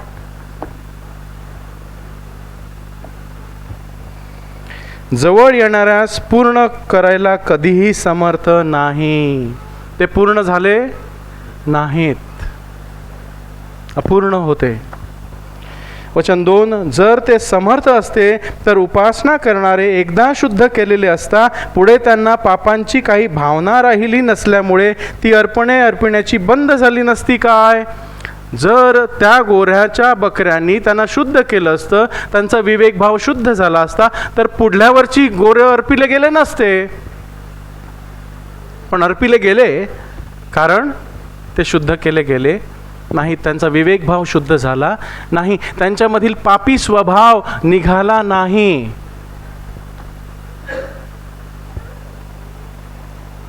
वचन 3, परंतु त्या अर्पणाने दरवर्षी पापांची आणखी आठवण केली जाते। मी पापी आहे, मी पापी आहे, मी पापी आहे, मी पापी आहे, मी पापी आहे, सदोदित। कारण विवेक भाव शुद्ध झाला नहीं। वो खुद को पापी ही समझते थे हर वक्त, और पापों की क्षमा के लिए बैल और मेमने काटते थे हर साल, सर्वदा, मरते दम तक। हालेलुया। वचन 5 आणि 10 प्रभू येशू ख्रिस्ताबद्दल हे पूर्ण झालेलं आपण पाहतो की ख्रिस्तामध्ये सर्व पूर्ण झाले आहे। बघा वचन 5 ते 10। हेलो, वचन 5 से 10 तक। इसी कारण वह जगत में आते समय कहता है, बलिदान और भेंट तूने न चाही, पर मेरे लिए एक देह तैयार की। होम बलियों और पाप बलियों से तू प्रसन्न नहीं हुआ। तब मैंने यह कहा, देख मैं आ गया हूँ। पवित्र शास्त्र में मेरे विषय में लिखा हुआ है, ताकि हे परमेश्वर तेरी इच्छा पूरी करूँ। ऊपर वह तो कहता है, न तू बलिदान और न भेंट और होम बलियों और पाप बलियों को चाहा, और न उसने प्रसन्न हुआ। यद्यपि यह बलिदान तो व्यवस्था के अनुसार चढ़ाए जाते हैं। फिर यह भी कहता है, देख मैं आ गया हूँ ताकि तेरी इच्छा पूरी करूँ। अतः वह पहले तो उठा देता है ताकि दूसरे को नियुक्त करे। उसी इच्छा से हम यीशु मसीह को देह के एक बार बार बलिदान चढ़ाए जाने के द्वारा पवित्र किए गए हैं। हालेलुया। म्हणून तो जगात येते वेळेस म्हणतो, यज्ञ व अर्पण यांची तू इच्छा धरली नाहीस। देवाला पाहिजे होतं का हो बकऱ्या आणि कोंबड्या? कोण खात होतं ते? देव खातो का? तो म्हणतो बोकडं आणि मेंढ्या माझ्याच आहेत, सर्व डोंगर माझे आहेत, तुम्ही मला काय द्याल? यज्ञांपेक्षा आज्ञापालन हे देवाला आवडतं. यज्ञ व अर्पण यांची तू इच्छा धरली नाही, तर तू माझ्यासाठी देह घडवून तयार केलेला आहेस. देवाला काय पाहिजे, यज्ञ अर्पण की आपलं शरीर? बकरे आणि बैल ह्यांचं शरीर की आपलं शरीर? आपण काय देतो?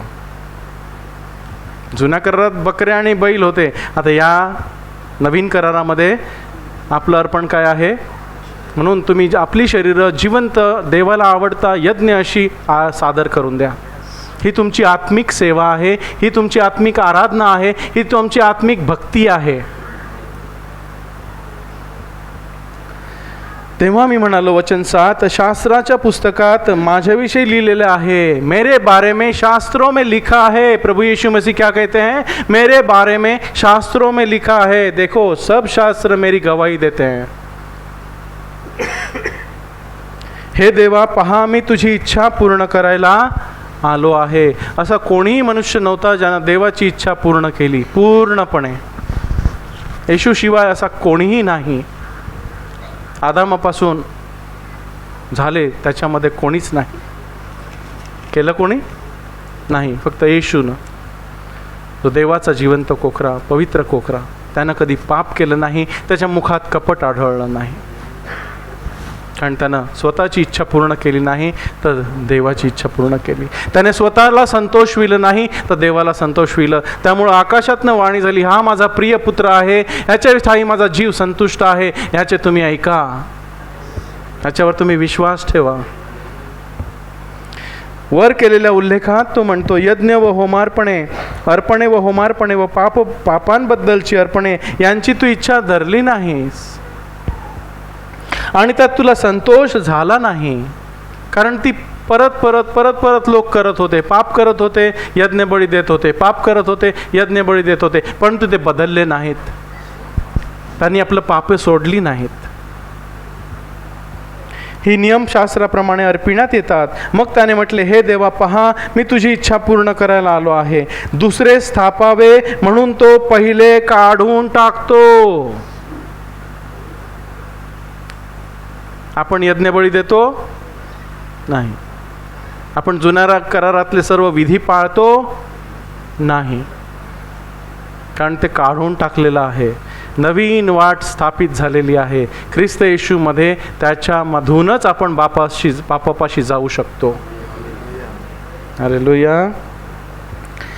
आणि त्या इच्छेने, वचन 10, येशू ख्रिस्ताच्या देहाच्या एकदाच झालेल्या अर्पणाच्या द्वारे आपण पवित्र केलेले आहोत. आपला विवेकभाव शुद्ध केलेला आहे, आपल्याला त्यानं पवित्र केलेला आहे त्याच्या एकदाच झालेल्या अर्पणाच्या द्वारे. उसने खुद को एक ही बार समर्पित किया, अपना बलि दिया, ताकि हम पवित्र हो जाए. एक ही बार. वो बार बार नहीं मरता, वो बार बार नहीं मरता, और हमें भी उसको बार बार नहीं मारना चाहिए.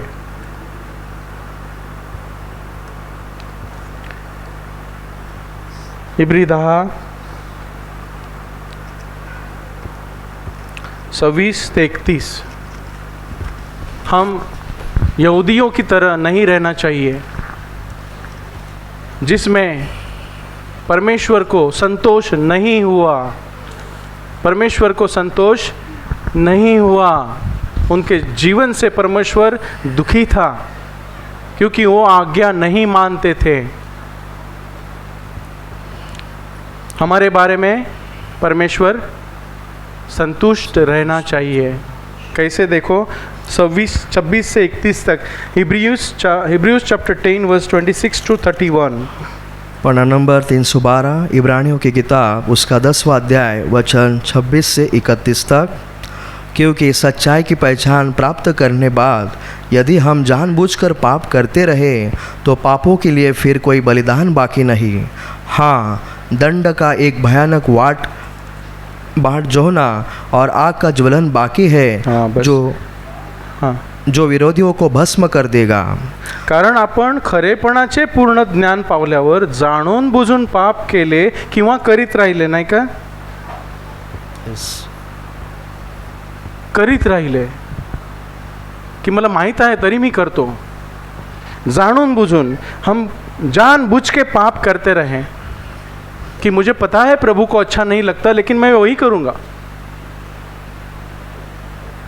प्रभु उनको मालूम है कि ये करने से प्रभु को अच्छा नहीं लगता, मैं मर जाऊंगा, फिर भी वो करते रहते हैं। तर पापाबद्दल यापुढे आणखी यज्ञ व्हायचा राहिला नाही। जसं जुन्या करारामध्ये ते पाप करायचे आणि यज्ञ द्यायचा, पाप करायचे यज्ञ द्यायचा, पाप करते थे बलि चढ़ाते थे, पाप करते थे बलि चढ़ाते थे। लेकिन नए नियम में हमारे लिए एक ही बार बलि चढ़ा गया है ताकि हम पाप ना करें। हालेलुया। और जब करें तो पछतावा करें कि प्रभु मुझे क्षमा कर, मुझे क्षमा कर, मुझे बदल। तर न्याय होण्याची भयंकर मार्ग प्रतीक्षा आणि विरोधास खाऊन टाकणाऱ्या अग्नीचा आवेश ही राहिली आहेत। कंटिन्युअल लाईफस्टाईल ऑफ सिन, हे मध्ये कधी आपल्याकडून चूक होते त्याबद्दल लिहिलेलं नाही आहे। चुका आपण कोण पवित्र किंवा पूर्ण झालो असं नाही, पण पाप माहीत असून ते कंटिन्यू मुद्दाम जाणून बुजून करत राहणं हे देवाच्या दृष्टीने वाईट आहे। चुकतात सर्व, पण जाणून बुझून नका करो, जानबूझ के मत करो। गलती होती है, हमसे पाप होते हैं बोलने से, देखने से, कहने से, लेकिन वो करते मत रहो कि कुछ नहीं होता। क्या होता है?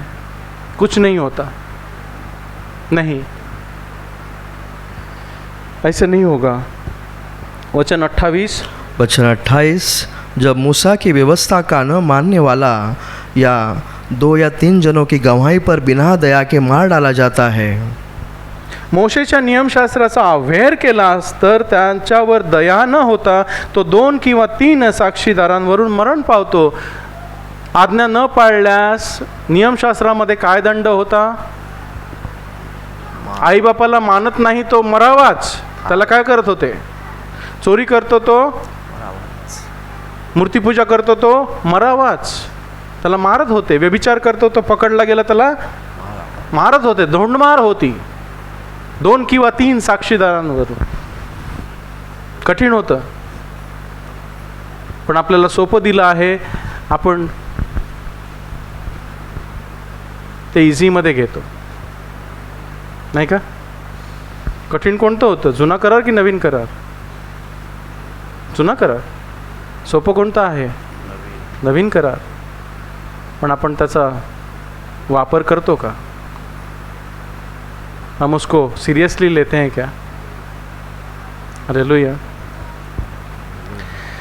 वचन 29, वचन 29, तो सच लो कि वह कितने और भी भारी दंड के योग्य ठहरेगा, जिसने परमेश्वर के पुत्र के पाँव से रौंदा और वाचा की लहू को जिसके द्वारा पवित्र ठहराया गया था अपवित्र जाना है और अनुग्रह के आत्मा का अपमान किया।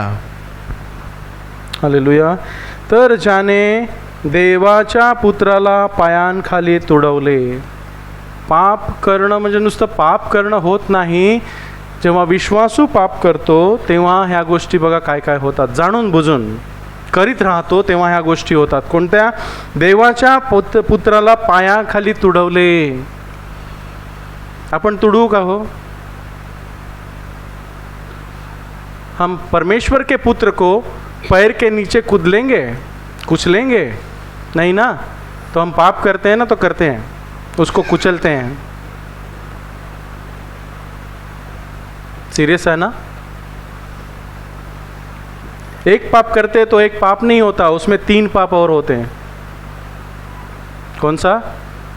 परमेश्वर के पुत्र को पैरों तले कुचलना। दूसरा, आणि कराराच्या ज्या रक्ताद्वारे तो स्वतः पवित्र केला गेला होता ते तुच्छ किंवा सामान्य लेखले। पहिली गोष्ट, देवाच्या पुत्राला पायदळी तुडवले। दुसरी गोष्ट, ज्याच्याद्वारे तो शुद्ध केला गेला त्या कराराच्या रक्ताला त्याने तुच्छ लेखले। म्हणजे आय डोंट केअर, घाणेरडं लेखलं, तुच्छ, बिना किमती, कमी किमतीचं। हालेलुया। एक रक्ताविषयी सांगतो की आपल्याला कोणी साधा 10 रुपयाचा साबण दिला तर आपण काय करू? हमें कोई 10 रुपये का सोप देंगे तो क्या करते हैं हम? आपल्या घरात आपण कोणता सोप वापरतो? किती किमतीचा? मॅक्सिमम 40-50 ना. डोव असेल तर 60 रुपये, नाही का? पण कोणी समजा फॉरेनवरून आला आणि त्याने आपल्याला चंदनाचा एक सोप दिला ज्याची किंमत 1000 रुपये आहे. मस्त वास येतो, 10 दिवस वास पुरतो, आंघोळ नाही केली तरी चालेल. तो साबण आपण कसा वापरू हो? थोड़ा थोड़ा. एक जो सोप होता है, साबुन होता है, वो 10 रुपये का होता है. वो हम बार बार साफ करते हैं, टॉयलेट गए साफ करते हैं, गंदी चीज़ के लिए यूज़ करते हैं, क्योंकि उसका कीमत ही वही से 10 रुपये का है. और कोई हमें सऊदी अरब से आएगा, वो 1000 रुपये का, 10,000 रुपये का एक सोप साबुन देंगे जो चंदन का है, जिसका स्मेल बहुत अच्छा आता है. 10 दिन स्नान नहीं किया तो भी चलेगा, मस्त स्मेल मारेगा. तो हम वो साबुन कैसा यूज़ करेंगे? हम वो टॉयलेट जाएंगे तो यूज़ करेंगे? बार बार रोज़ साफ करेंगे खुद को? हाँ, हम संभल के चलेंगे ना, ख़त्म नहीं होना चाहिए, कॉस्टली है. अब तो प्रभु का लोहा हम कैसा यूज़ करते हैं? 10 रुपये का या बिना मोल का? बहुत मोल होता है, मूल्यवान रक्त जिसका मूल्य नहीं है. तो प्रभु का रक्त हम कैसा गिनते हैं? 10 रुपये का तुच्छ लेखले. कराराचे रक्त ज्याच्याद्वारे तो शुद्ध केला गेला होता उसको तुच्छ लेखा, और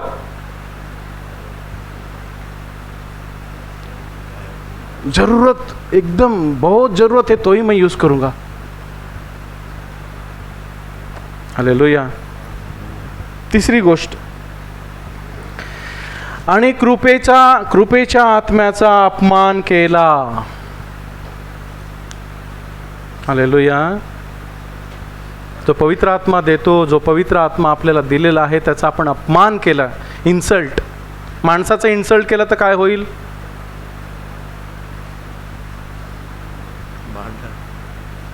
पंतप्रधानांचा इन्सल्ट करून बघा काय होतं. एका पोलिसाचा इन्सल्ट करून बघा काय होतं. दंड. पवित्र आत्म्याचा इन्सल्ट करून काय होईल? मग पाप म्हणजे पाप असंच नाही आहे. पाप झाल्यावरती दुसऱ्या गोष्टीही होतात, कारण आपल्याला अज्ञान असतं. अज्ञानामुळे माझ्या लोकांचा नाश होत आहे. पहिली गोष्ट, त्याने देवाच्या पुत्राला पायाखाली तुडवलं. दुसरी गोष्ट, त्याने कराराच्या रक्ताला तुच्छ मानलं. आणि तिसरं, त्याने पवित्र आत्म्याचा अपमान केला. हालेलुया. कठीण आहे ना? सोपं आहे का? जुना करार कठीण आहे की नवीन करार कठीण आहे? हालेलुया. वचन 30, कारण सूड घेणे माझ्याकडे आहे, मी फेड करीन असे प्रभू म्हणतो. आणखी प्रभू आपल्या लोकांचा न्याय ठरवेल असे ज्याने म्हटले तो आपल्याला ठाऊक आहे. पढ़िए हिंदी में. वचन 30, क्योंकि हम उसे जानते हैं जिसने कहा पलटा लेना मेरा काम है, मैं ही बदला दूंगा. और फिर यही कि प्रभु अपने लोगों का न्याय करेगा. प्रभू अपने लोगों का न्याय करेगा. माणसाला एकदाचं मरणं आणि न्याय होणं नेमून ठेवलेलं आहे. मनुष्य को एक बार मरना और उसका न्याय होना लिखा गया है, नेमलेला आहे. नुसतं मेलं म्हणजे झालं का? नाही. मेल्यानंतर सुरू होतं. देवाबरोबर राहायचं की देवा विना राहायचं, आणि त्याचा निर्णय आज घ्यायचा आहे, इथेच घ्यायचा आहे, आताच घ्यायचा आहे. आजच तारणाचा दिवस आहे, उद्या नाही. मरने के बाद न्याय होने वाला है, लेकिन हमें शुद्ध होना है. आज ही शुद्ध होना है. प्रभु यीशु के मसीह के लहू से शुद्ध होना है. कल किसने देखा? आज ही उद्धार का दिन है. आज ही उसने आपकी सुनी. वचन 31, जिवंत देवाच्या हातात पडणे भयंकर आहे. आपला देव भस्म करणारा अग्नी आहे. देव पवित्र आहे, देव प्रीती आहे, ठीक आहे, सगळ्यांना देव प्रीती आहे, आवडतो. देव प्यार है, देव प्रेम है, नहीं का? परमेश्वर प्रीति है, सबको अच्छा लगता है, देव प्रेम आहे, हां ठीक आहे. पण त्याची दुसरी बाजू काय आहे? देव न्यायी न्यायाधीश आहे, तो भस्म करणारा अग्नी आहे, त्याच्या हातात पडणं भयंकर आहे.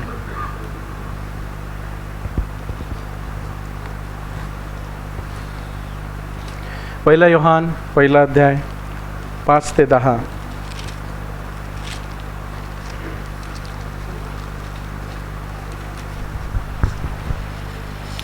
पन्ना नंबर 333, यूहन्ना की पहली पत्री उसका पहला फर्स्ट अध्याय. जॉन चैप्टर 5 वर्स 1 to 10. नहीं 5 से पढ़े, 5 से 10 तक. पहला अध्याय वचन 5 से 10 तक. जो समाचार हमने उससे सुना और तुम्हें सुनाते हैं वह यह है कि परमेश्वर ज्योति है और उसमें कुछ भी अंधकार नहीं. यदि हम कहें कि उसके साथ हमारी सहभागिता है और फिर अंधकार में चले तो हम झूठे हैं और सत्य पर नहीं चलते. पर यदि जैसा वह ज्योति में है वैसे ही हम भी ज्योति में चले तो एक दूसरे से सहभागिता रखते हैं और उसके पुत्र यीशु का लहू हमें सब पापों से शुद्ध करता है. यदि हम कहें कि हम में कुछ भी पाप नहीं तो अपने आप को धोखा देते हैं और हम में सत्य नहीं. यदि हम अपने पापों को मान लें तो वह हमारे पापों की क्षमा करने और हमारे सब अधर्म से शुद्ध करने में विश्वास योग्य और धर्मी है.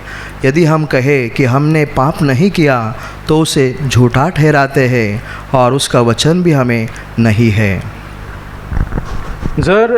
तर जो निरोप आम्ही त्याच्यापासून ऐकला आहे आणि तुम्हाला सांगतो तो हाच आहे की देव प्रकाश आहे, देवामध्ये अंधार नाही, देव पवित्र आहे. प्रकाश म्हणजे पवित्रता, शुद्धता, आणि त्याच्या ठाई मुळीच अंधार नाही, त्याच्यामध्ये काहीच वाईट नाही, त्याच्याशी आपले भागी पण आहे. असे जर आपण म्हटले आणि आपण अंधारात चालतो तर आपण खोटे बोलतो. दोघे एक मनाचे झाल्याशिवाय एकत्र चालतील काय? मग समजा आपण म्हटलं देव पवित्र आहे आणि मी त्याच्याबरोबर चालतो तर मी पवित्रतेत चालेन, नाही तर मी खोटं बोलेन, नाही का? हालेलुया. आणि खरे पण आचरित नाही, मी स्वतःला फसवतो. मैं कहता हूँ मैं प्रभु के साथ चलता हूँ और सच्चाई में नहीं चलता हूँ, पाप में चलता हूँ, तो मैं झूठ बोलता हूँ और लोगों को नहीं, मैं खुद को झूठ बोलता हूँ. लोगों को नहीं फंसाता हूँ, मैं खुद को फंसाता हूँ.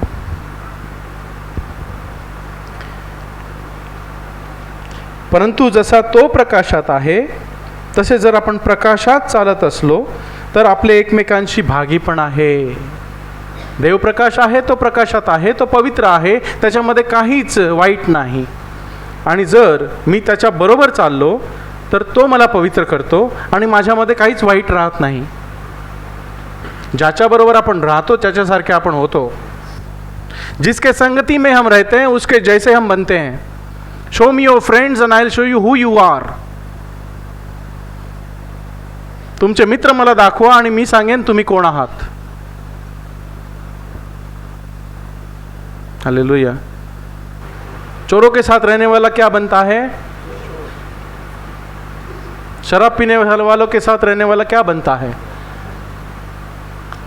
पवित्र लोगों के साथ रहने वाला क्या बनेगा? दोघे एक मनाचे झाल्याशिवाय एकत्र चालतील काय? हालेलुया. परंतु जसा तो प्रकाशात आहे तसे जर आपण प्रकाशात चालत असलो, देवाचं वचन काय आहे? प्रकाश माझ्या पायाला दीप आहे, माझ्या मार्गास प्रकाश आहे. तर मी देवाच्या वचनाद्वारे चालत असलो, देवाच्या संगतीनं चालत असलो तर आपले एकमेकांशी भागी पण आहे. आपलं एकमेकांशी भागी पण आहे. आपल्यामध्ये प्रीती असेल.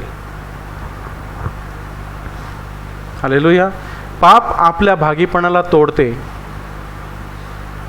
मंडळीच्या सहभागितेला कोण तोडतं? पाप.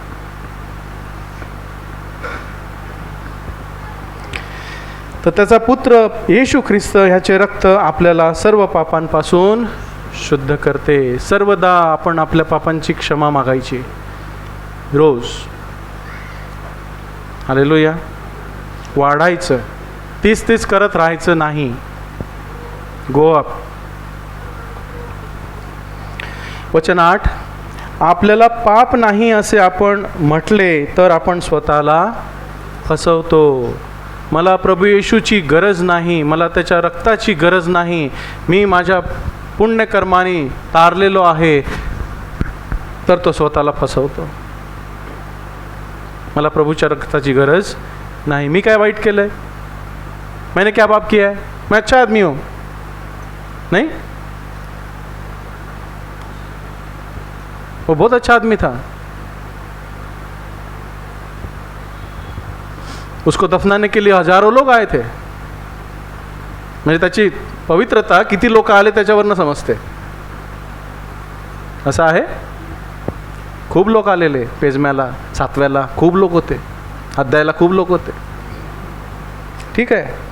तो स्वतःला फसवतो आणि आपल्यामध्ये खरेपण नाही. वचन 9, जर आपण आपली पापे पदरी घेतली, होय बापा मी चुकलोय.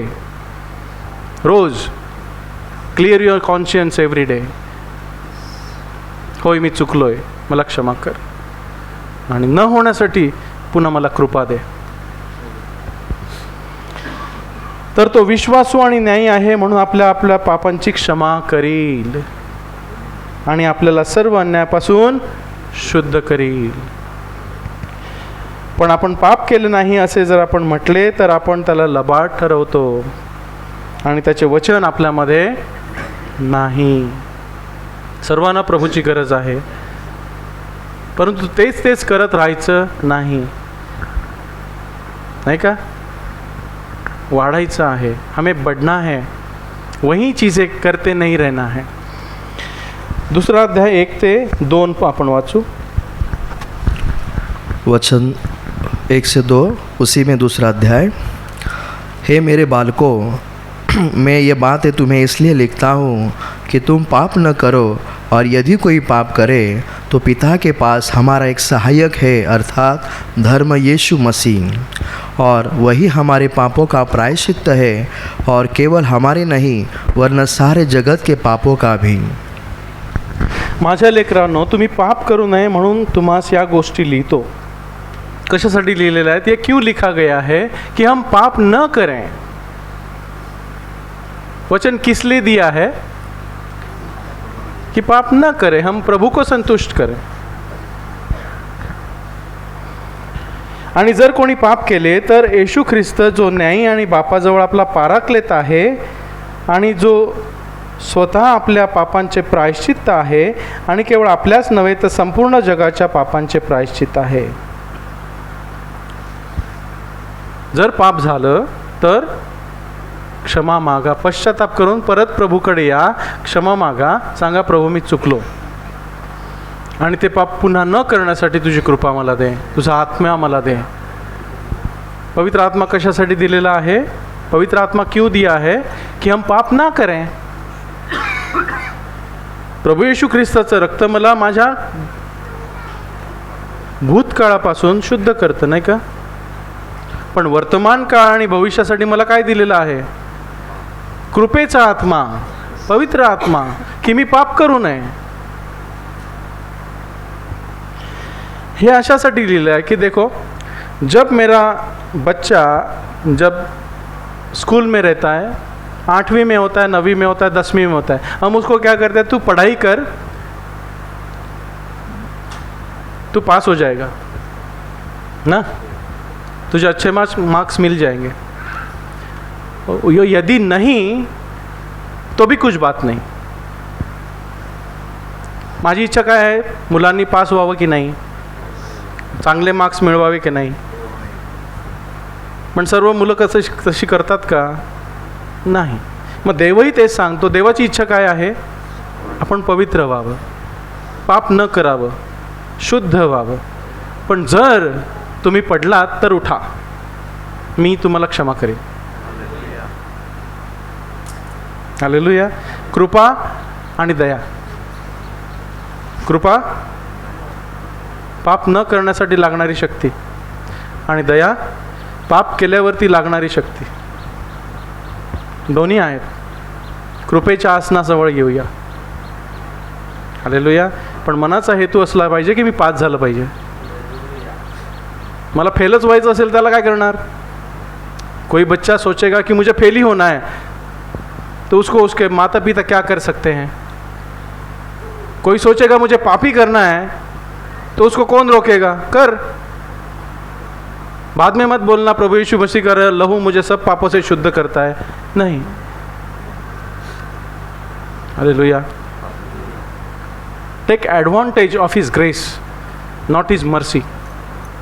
त्याच्या कृपेचा काय घ्या? फायदा घ्या. दयेचा नको. दया आहे, ठीक आहे, पण कृपेचा फायदा घ्या. तुम्ही ते झुल्यावरती बघितले का? सर्कशीमध्ये आपने झोला देखा है? वो क्या बोलते हैं उसको? ट्रॅप्जी. वो एक झूले से दूसरे के ऊपर जाता है. नाही बघितलं सर्कसमध्ये? पहिले असायची सर्कस, आता नाही आहे. यूट्यूबवरती बघा, ट्रॅप्झी म्हणून त्याला बोलतात. तर इकडे असलेला मनुष्य तो पकडतो आणि तिकडे जातो आणि त्या ह्याच्यावरती उभा राहतो, परत तिकडनं उडी मारतो, इकडे येतो. खाली काय लावलेलं असतं? नीचे क्या रखा था? वो जाली नहीं होता तो क्या होता? हाँ, वो कूदेगा वहाँ से? नहीं ना. वैसे ही है. प्रभु की इच्छा है कि हम कूदते रहें, पाप ना करें, बराबर. लेकिन हम गिर जाएं तो जाली है. यदि जाली नहीं होती तो हम पाप कैसे नहीं करेंगे? समझे मेरी बात? कि प्रभु का लहू है हमें धोने के लिए, लेकिन वो बार बार गिरेगा तो क्या होगा? वो सर्कस में रहेगा? वही है हमारे जीवन में कि हमारी प्रभु की इच्छा नहीं है कि हम बार बार गिरे और हमें खुद प्रभु को लहू से शुद्ध करें. है, ठीक है, लेकिन प्रभु की इच्छा है कि हम पवित्र हो जाएं, हम उड़ना सीखें. बार बार घोंसले को तोड़कर उसने चाहा कि हम सीखे उड़ना उससे. हालेलुया. त्यासाठी प्रभू मेला की आपण त्यासाठी पवित्र आणि शुद्ध व्हावे. हालेलुया.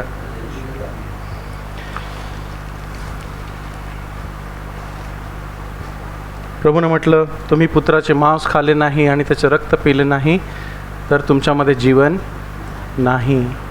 त्याने आपल्यासाठी जीवनाची वाट दिलेली आहे आणि तो विधी दिलेला आहे त्याच्या शिष्यांसाठी. प्रभूने त्याचं रक्त आणि मांस जगाला दिलेलं नाही. त्या माडीवरच्या खोलीत त्या माडीचा मालक होता की नाही? जिस घर में प्रभु ने मेज रखा, वो प्रभु भोज लिया, उस घर का मालिक उस घर में था कि नहीं था? लेकिन वो प्रभु भोज में मौजूद था? नहीं था. कौन थे? प्रभु के शिष्य. मरिया भी उधर नहीं थी, मेरी मैगदलेना भी उधर नहीं थी, उसके शिष्य थे. हालेलुया. प्रभु भोज किसने लेना है? प्रभु के शिष्य से, जिसने उसके साथ करार किया है, बपतिस्मा लिया है, उसने ही प्रभु भोज लेना है. हालेलुया. यूहन्ना 6 में देखेंगे कि प्रभु भोज प्रभु ने क्यों लेने बोला है.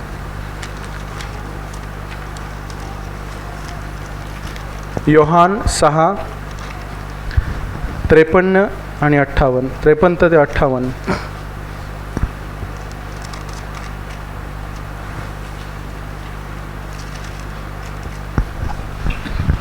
पन्ना नंबर 139, यूहन्ना उसका 6 अध्याय वचन 53. जॉन 6:53. यीशु ने उनसे कहा, मैं तुमसे सच सच कहता हूँ कि जब तक तुम मनुष्य के पुत्र का मांस न खाओ और उसका लहू न पियो तुम में जीवन नहीं।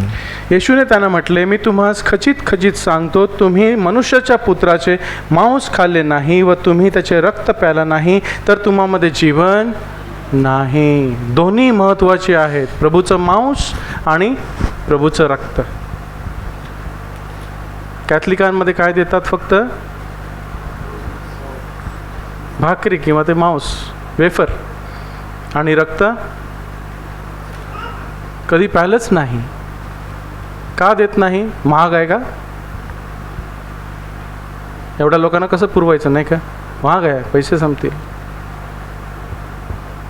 असो, येशूने त्यांना म्हटले, मी तुम्हास खचित खचित सांगतो, तुम्ही मनुष्याच्या पुत्राचे मांस खाल्ले नाही व त्याचे रक्त प्याले नाही तर तुम्हामध्ये जीवन नाही. जो माझे मांस खातो व माझे रक्त पितो त्याला सर्व काळचे जीवन आहे. जो प्रभूची वचनं खातो, प्रभूचं मांस काय आहे? प्रभूची वचनं खातो म्हणजे आज्ञा पाळतो. शब्द देही झाला, नाही का? शब्द, देवाचं वचन, जो ऐकतो, वागतो आणि पाळतो तो त्याचं मांस खातो. आपण अन्न खातो कशासाठी? देहासाठी. मनुष्य केवळ भाकरीने नव्हे तर परमेश्वराच्या मुखातून निघणाऱ्या प्रत्येक शब्दाने जगेल, त्याला जीवन मिळेल. आणि तो शब्द आहे प्रभू येशू ख्रिस्त. त्याला जो खाईल त्याला जीवन मिळेल, जो शब्द घेईल आणि तसं करील त्याला जीवन मिळेल. आणि त्याचं रक्त मला सर्व पापापासून शुद्ध करील. जुन्या करारात ते दार बाह्यावरती लावायचं होतं, नवीन करारामध्ये ते आत घ्यायचं आहे. मला मध्ये शुद्ध करतं, मला नवीन स्वभाव देतं, माझ्या पापांची क्षमा करतं, माझा विवेक भाव शुद्ध करतं. मुझे पूरा अंदर से धो डालता है, मुझे नया बनाता है. वचन 55 वाचा, हिंदी. वचन 55, क्योंकि मेरा मांस वास्तव में खाने की वस्तु है और मेरा लहू वास्तव में पीने की वस्तु है. माझे मांस तर खरे अन्न आहे व माझे रक्त खरे पेय आहे. माझी वचनं खरं अन्न आहे, जिवंत भाकर जी आकाशातून तुम्हाला आलेली आहे. ती जो खातो तो सर्व काळ जगेल. जो भाकर, जो रोटी आकाश से आई है, जो जीवन की भाकर है, वो जो खाता है उसको जीवन मिलेगा. आणि माझे रक्त खरे पेय आहे. मेरा लहू, मेरा बलिदान तुम्हारे लिए जो किया है उसके ऊपर जो भरोसा करेगा, विश्वास रखेगा और मुझे अंगीकारेगा, उसको जीवन है, वो जिएगा. जो माझे मांस खातो, माझे रक्त पितो तो माझ्यामध्ये राहतो. पढ़िए हिंदी में. वचन 56, जो मेरा मांस खाता और मेरा लहू पीता है वह मुझ में स्थिर बना रहता है और मैं उसमें. हां, मी त्याच्यामध्ये राहतो आणि तो माझ्यामध्ये राहतो. माझ्यामध्ये राहिल्या वाचून तुम्हाला काहीच करवत नाही. त्याची वचने खायची आहेत, त्याच्या रक्ताने स्वतःला शुद्ध करायचं आहे रोज.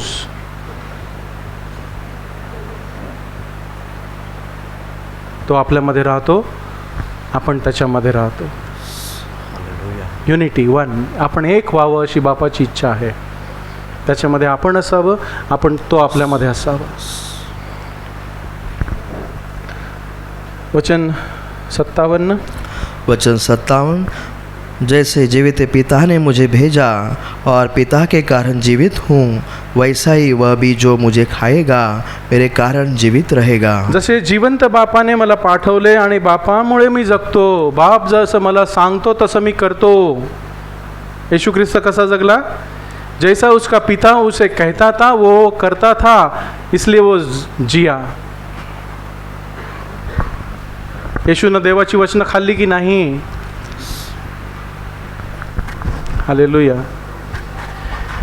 आणि बापामुळे मी जगतो, त्याच्या वचनाद्वारे मी जगतो. मनुष्य केवळ भाकरीने नाही तर परमेश्वराच्या मुखातून निघणाऱ्या प्रत्येक वचनानं जगेल. आपल्याला येशूच्या वचनाने जगायचं आहे. ती जिवंत भाकर आहे. तसे जो मला खातो तो माझ्यामुळे जगेल, जो माझी वचनं खातो तो जगेल. मी त्याला शेवटच्या दिवशी उठवीन, आधीच्या वचनात म्हणतो. प्रभू म्हणतो मी त्याला शेवटच्या, मैं उसे आखिर के दिन को उठाऊंगा, वो मरेगा तो भी जिएगा. वचन 58. वचन 58, जो रोटी स्वर्ग से उतरी आई है उस रोटी के समान नहीं जिसे बाप दादाओं ने खाया और न मर गए. जो कोई ये रोटी खाएगा वह सदा सर्वदा जीवित रहेगा. जी भाकर आकाशातून आली आहे तीच आहे. पूर्वजांनी मान्ना खाल्ला तरी ते मेले. जिवंत भाकर कोण? प्रभू येशू, त्याची वचनं. जुन्या करारात मान्ना आकाशातून दिला गेला. आत्मिक होता की देहिक होता? देहिक, जगण्यासाठी, हे शरीर जिवंत ठेवण्यासाठी. वो मान्ना हमारे देह को जीवित रखा था, उनके देह को जीवित रखता था, पर फिर भी वो मर गए. परंतु ये जो रोटी है जो आकाश से नीचे आई है, वो जो खाएगा, प्रभु यीशु को जो खाएगा वो सर्वकाल जीवित रहेगा. हालेलुया. उसके वचनों को खाएगा. उसकी रोटी जो मेज प्रभु भोज को जो खाएगा वो जीवित रहेगा. हालेलुया. प्रभु भोज घेण्यास आधी आपण स्वतःची परीक्षा करू. 2 करंथीकर 13वा अध्याय 5वं वचन. 2 Corinthians chapter 13 verse 5.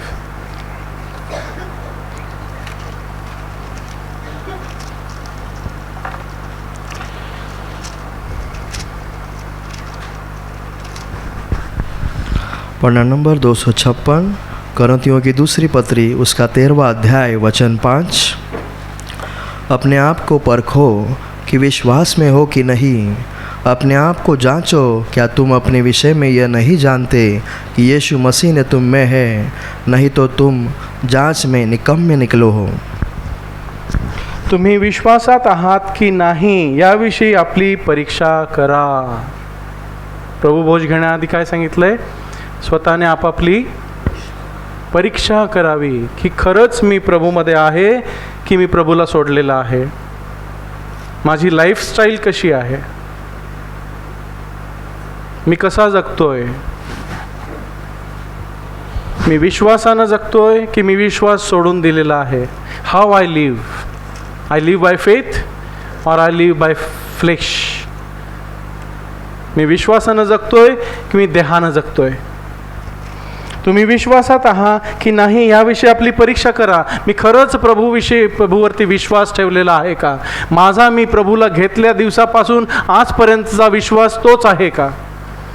ज्या दिवशी मी त्याच्याशी करार केला, म्हटलं मी आज तुझा, तू आज माझा, मी तुझ्यामध्ये मेलो, तू माझ्यामध्ये जिवंत आहेस, हा विश्वास. मी ख्रिस्ताबरोबर वधस्तंभी गेलो आहे, मी नाही तर ख्रिस्त माझ्या ठाई जगतो, हा विश्वास. हे मिळेल ते मिळेल तो विश्वास दुसरा, पण बेसिक विश्वास, महत्त्वाचा, मुद्द्याचा, पायाभूत विश्वास, मी नाही तर ख्रिस्त माझ्यामध्ये जगत आहे, हा विश्वास. हा विश्वास इथेही पुरेल, पुढेही घेऊन जाईल. बाकी विश्वास कामाला येणार नाहीत. त्या विश्वासात आहात की नाही परीक्षा करा की ख्रिस्त तुमच्यामध्ये आहे की नाही. आणि आपल्या स्वतःचं हृदय आपल्याला सांगेल होय. आपल्या स्वतःचं हृदय सांगेल नाही, मी ख्रिस्ताला सोडून दिलेलं आहे, मला त्याची गरज नाही, मी नामधारी आहे, मी फक्त दिखावा करत आहे.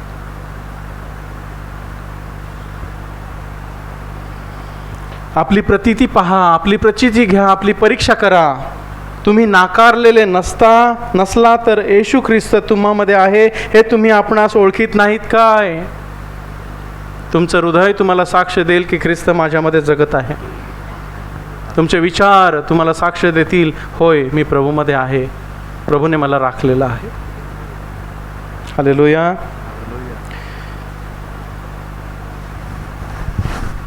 प्रभू वलंडणाचा सण पाळतो. लूक 22वा अध्याय 7 ते 16.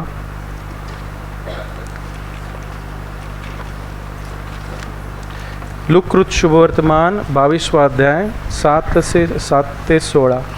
Luke chapter 22 7 to 16.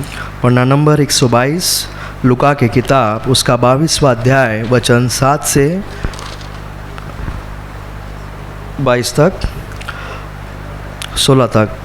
तब अख़मीरी रोटी के पर्व का दिन आया जिसमें फसह का मेमना बलि करना आवश्यक था. यीशु ने पतरस और यूहन्ना को यह कहकर भेजा, जाकर हमारे खाने के लिए फसह तैयार करो. उन्होंने उनसे पूछा, तू कहाँ चाहता है कि हम में इस तैयार करें? उसने उनसे कहा, देखो, नगर में प्रवेश करते ही एक मनुष्य का जल का घड़ा हुआ उठे हुए तुम्हें मिलेगा. जिस घर में वह जाए तुम उसके पीछे चले जाना और उस घर के स्वामी से कहना, गुरु तुझसे कहता है कि वह पाहुनशाला कहाँ है जिसमें अपने चेलों के साथ फसह खाऊं. वह तुम्हें एक सजी सजाई बड़ी अटारी दिखाई देगा, वहीं तैयार करना. उन्होंने जाकर जैसे उनसे कहा था वैसे ही पाया और फसह तैयार किया. जब घड़ी आ पहुंची तो वह प्रेरितों के साथ भोजन करने बैठा और उसने उनसे कहा, मुझे बड़ी लालसा थी कि दुख भोगने से पहले यह फसह तुम्हारे साथ खाऊं, क्योंकि मैं तुमसे कहता हूँ कि जब तक परमेश्वर के राज्य में पूरा न हो तब तक मैं उसे कभी न खाऊंगा. आणि ज्यात वलांडण यज्ञ पशु कापायचा तो बेखमीर भाकरींचा दिवस आला. वलांडणाच्या दिवसाबद्दल आपण मागे पाहिलंच की तो कसा साजरा करावा.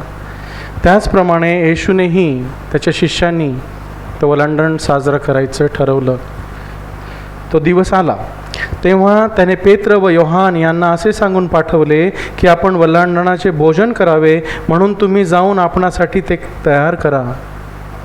तेव्हा ते त्याला म्हणाले, आम्ही कोठे ते तयार करावे अशी तुझी इच्छा आहे? आणि त्याने त्यांना सांगितले, पहा, तुम्ही नगराच्या आत गेल्यावर पाण्याची घागर घेऊन जाणारा कोणी माणूस तुम्हाला भेटेल. तो ज्या घरात जाईल त्यात त्याच्या मागून जा आणि तुम्ही त्या घरधण्याला सांगा की गुरु तुला म्हणतो, जेथे मी आपल्या शिष्यांबरोबर वलांडणाचे भोजन करीन अशी पाहुण्याची खोली कोठे आहे? मग तो तुम्हाला सामान सुमान लावून ठेवलेली एक मोठी माडीवरची खोली दाखवेल, तेथे ते तयार करा. तेव्हा ते गेले आणि त्याने त्यांना सांगितले होते तसेच त्यांना आढळले आणि त्यांनी वलांडणाचे भोजन तयार केले.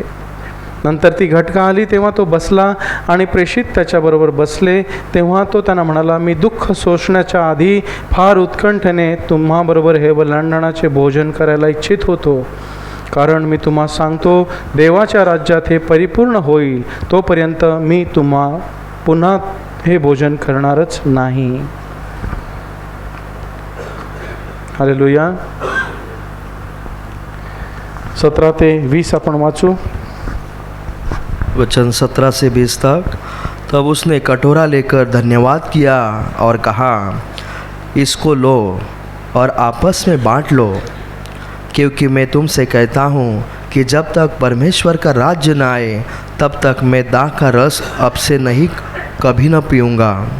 फिर उसने रोटी ली और धन्यवाद करके तोड़ी और उनको यह कहते हुए दी, यह मेरी देह है जो तुम्हारे लिए दी जाती है, मेरे स्मरण के लिए यही किया करो. इसी रीति से उसने भोजन के बाद कटोरा भी यह कहते हुए दिया, यह कटोरा मेरे उस लहू में जो तुम्हारे लिए बहाया जाता है कि नई वाचा है. हालेलुया. नवीन करार येथे प्रभूनं स्थापन केला. जुन्या करारातला कोकरा आणि नवीन करारातला कोकरा. जुन्या करारातलं विधी, नवीन करारातील विधी. जुना करार दर्शक होतं, वो दर्शाता था, वो छाया था. नवीन करार में वो रियालिटी है, अनुभव है. त्या कराराची स्थापना इथे प्रभूनं केली की मी तो जिवंत देवाचा कोकरा आहे. तुम्ही मांस खाल आणि रक्त प्याल तर तुम्हामध्ये जीवन असेल. हालेलुया. पण प्रभूच्या शिष्यामध्ये एक शिष्य होता,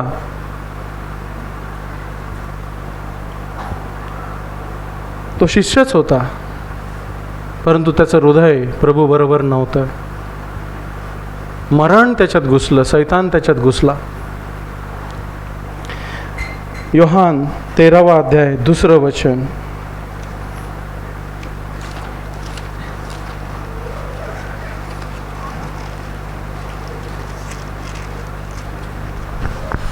पन्ना नंबर 151, यूहन्ना उसका 13वां अध्याय वचन 2. जब शैतान शमौन के पुत्र यहूदा इस्करियोती में मन में यह डाल चुका था कि उसने पकड़वाए, तो भोजन के समय मग संध्याकाळचे जेवण होते वेळेस सैतानाने शिमोनाचा मुलगा यहूदा इस्करियोत याच्या हृदयात त्याला शत्रूंच्या हाती द्यावे असे आधीच घालून दिले असता. यहूदा इस्करियोत भी प्रभु यीशु मसीह का शिष्य था, लेकिन उसका हृदय यीशु के साथ नहीं था. वो चोरी करता था, प्रभु के भंडार से चोरी करता था. उसके पास वो कटोरी थी जिसमें लोग पैसे डालते थे, वो संभालता था, लेकिन उसमें से वो चोरी करता था. और उसने ही प्रभु यीशु मसीह को 30 सिक्कों के लिए बेचा, क्योंकि वो प्रभु के साथ सच्चे दिल से नहीं आया था. उसका हेतु, उसका एम कुछ अलग ही था. उसको कुछ चाहिए था, उसको कुछ चाहिए था. उसको जीवन नहीं चाहिए था, उसको भौतिक चीज़ें चाहिए थी. और वो चीज़ें पाने के लिए वो प्रभु को भी बेच सकता था. आपण प्रभूला कसे वापरतो? आपल्या स्वतःच्या भल्यासाठी नाही. आपला प्रभूला घेण्याचा उद्देश काय आहे? की प्रभू, मला तुला संतुष्ट करायचं आहे. मला काही मिळो अथवा ना मिळो, माझ्याद्वारे, माझ्या जीवनानं, माझ्या मरणानं तुझा गौरव व्हावा. हालेलुया. मला तुझ्यापासून काहीच नको, मला तू हवा आहेस. की मला तू नको, मला सर्व काही दे. तू नकोस, मला सर्व काही पाहिजे. दोन हेतूनं प्रभूच्याकडे लोक येतात. एक टिकतो, एक सुटतो, एक जातो. टिकतो कौन? प्रभु, मला तू हवा आहेस. प्रभु, मुझे तुम ही चाहिए. मुझे कुछ मिले या ना मिले, मुझे तुम चाहिए. और दूसरा, मुझे सब कुछ चाहिए, मुझे तुम नहीं चाहिए, मुझे आप नहीं चाहिए. यहूदा इस्करियोत ह्या दुसऱ्या प्रकारातला होता. मला प्रभू नको, मला काय मिळेल ते पाहिजे. हालेलुया. सैतानानं त्याच्या हृदयात शत्रूंच्या हाती द्यावे असे आधीच घालून दिले होते. आणि तो वाट पाहत होता कधी पकडून द्यायचं. कारण त्याला 30 शकेल, 30 नाणी मिळणार होती. पण शैतान त्याच्या बाहेरून त्याच्याशी बोलत होता. शैतान उसके बाहर से उसको बोल रहा था कि उसको बेच, उसको पकड़ के दे दे, यीशु को पकड़ के दे दे. लेकिन वो उसके अंदर कब घुसा? जब उसने प्रभु का भोज लिया, तब शैतान उसके अंदर घुस गया. हालेलुया. 27वां वचन, योहान 13:27. वचन 27. टुकड़ा लेते ही शैतान उसमें समा गया. तब यीशु ने उससे कहा, जो तू करता है तुरंत कर. तो भाकरीचा तुकडा घेतला ना, त्यानंतर शैतान त्याच्यामध्ये शिरला. आधी शैतान शिरलेला का? फक्त बोलत होता, नाही का, असं कर, असं कर, असं कर. पण जेव्हा तो भाकरीचा तुकडा घेतला आणि खाल्ला, तेव्हा शैतानमध्ये घुसला. शैतान उसके बाहर से उसको बोल रहा था, उसको बेच दे, उसको बेच दे. लेकिन जब वो प्रभु भोज लिया, वो खाया, तब शैतान उसके अंदर घुस गया. मतलब उसने ठान ली, बस अब मैं करूँगा ही करूँगा. मुझे कौन बचाएगा, मुझे कौन रुकेगा, मुझे कोई नहीं रोक सकता. और प्रभु ने उसको क्या कहा? जो तू करना चाहता है वो जल्दी कर. जो तू करना चाहता है वो जल्दी कर. जाणून बुजून पाप करू इच्छिता, लवकर कर. थांबतोय कशाला, उशीर कशाला लावतोस, कर आणि मर. हालेलुया. वचन 28. वचन 28, परंतु बैठने वालों में से किसी ने न जाना कि उसने यह बात उससे किस लिए कही. कारण त्याने त्याला कशासाठी सांगितले, कशाला सांगितले हे जेवणास बसलेल्यातील कोणाला समजले नाही. इतरांना काहीच कळलं नाही का काय सांगतो या, जे पाहिजे ते लवकर कर म्हणजे काय. त्यांनी हेतू कसा घेतला, त्यांना काय वाटलं बघा. वचन 29. वचन 29, यहूदा के पास थैली रही थी, इसलिए किसी ने किससे समझा कि यीशु उनसे कह रहा है कि जो कुछ हम पर्व के लिए चाहिए वो मोल ले, यहाँ की कंगालों को कुछ दे. हां, कारण यहूदाजवळ कसणी होती, यामुळे सणासाठी आपणास ज्यांची गरज आहे ते पदार्थ विकत घे किंवा त्याने गरिबांना काही द्यावे म्हणून येशू सांगत असेल असे कित्येकांना वाटले. कोणालाच माहिती नव्हतं तो चोरत होता असं. पण तो चोरत होता की नाही. दुसऱ्या एका वचनामध्ये आपण काय वाचतो, यहूदा इस्करियोत वो दानार्पण से चुराता था, लेकिन उनके शिष्यों को पता नहीं था. यीशु को मालूम था, शिष्यों को नहीं मालूम था. तो उनको क्या लगा कि प्रभु उनको किसी गरीब को देने को बोल रहा है या तो कुछ लेने के लिए बोल रहा है. पण यहूदाला कशाला सांगितलं प्रभूनं, जे काय करतो ते लवकर कर, जा आणि मला विक, तुला जे पाहिजे ते कर. हालेलुया. आपण प्रभू योजनाकडे येऊया, स्वतःची परीक्षा करू. म्हणू प्रभू आम्ही चुकतोच, परंतु आम्ही आमची पापे पदरी घेतो. आमच्यामध्ये यहूदासारखं हृदय नसू दे, जेणेकरून आम्ही तुला विकू, आम्ही तुझं रक्त तुच्छ मानू, आम्ही तुला पायदळी तुडवू किंवा तुझ्या पवित्र आत्म्याचा अपमान करू. आमच्यामध्ये असं कोणीही नसो. आम्हाला नम्र हृदय दे. आज आम्हाला स्वतःला शुद्ध करत आहोत. तेरा लहू और तेरा मेज हम खाएंगे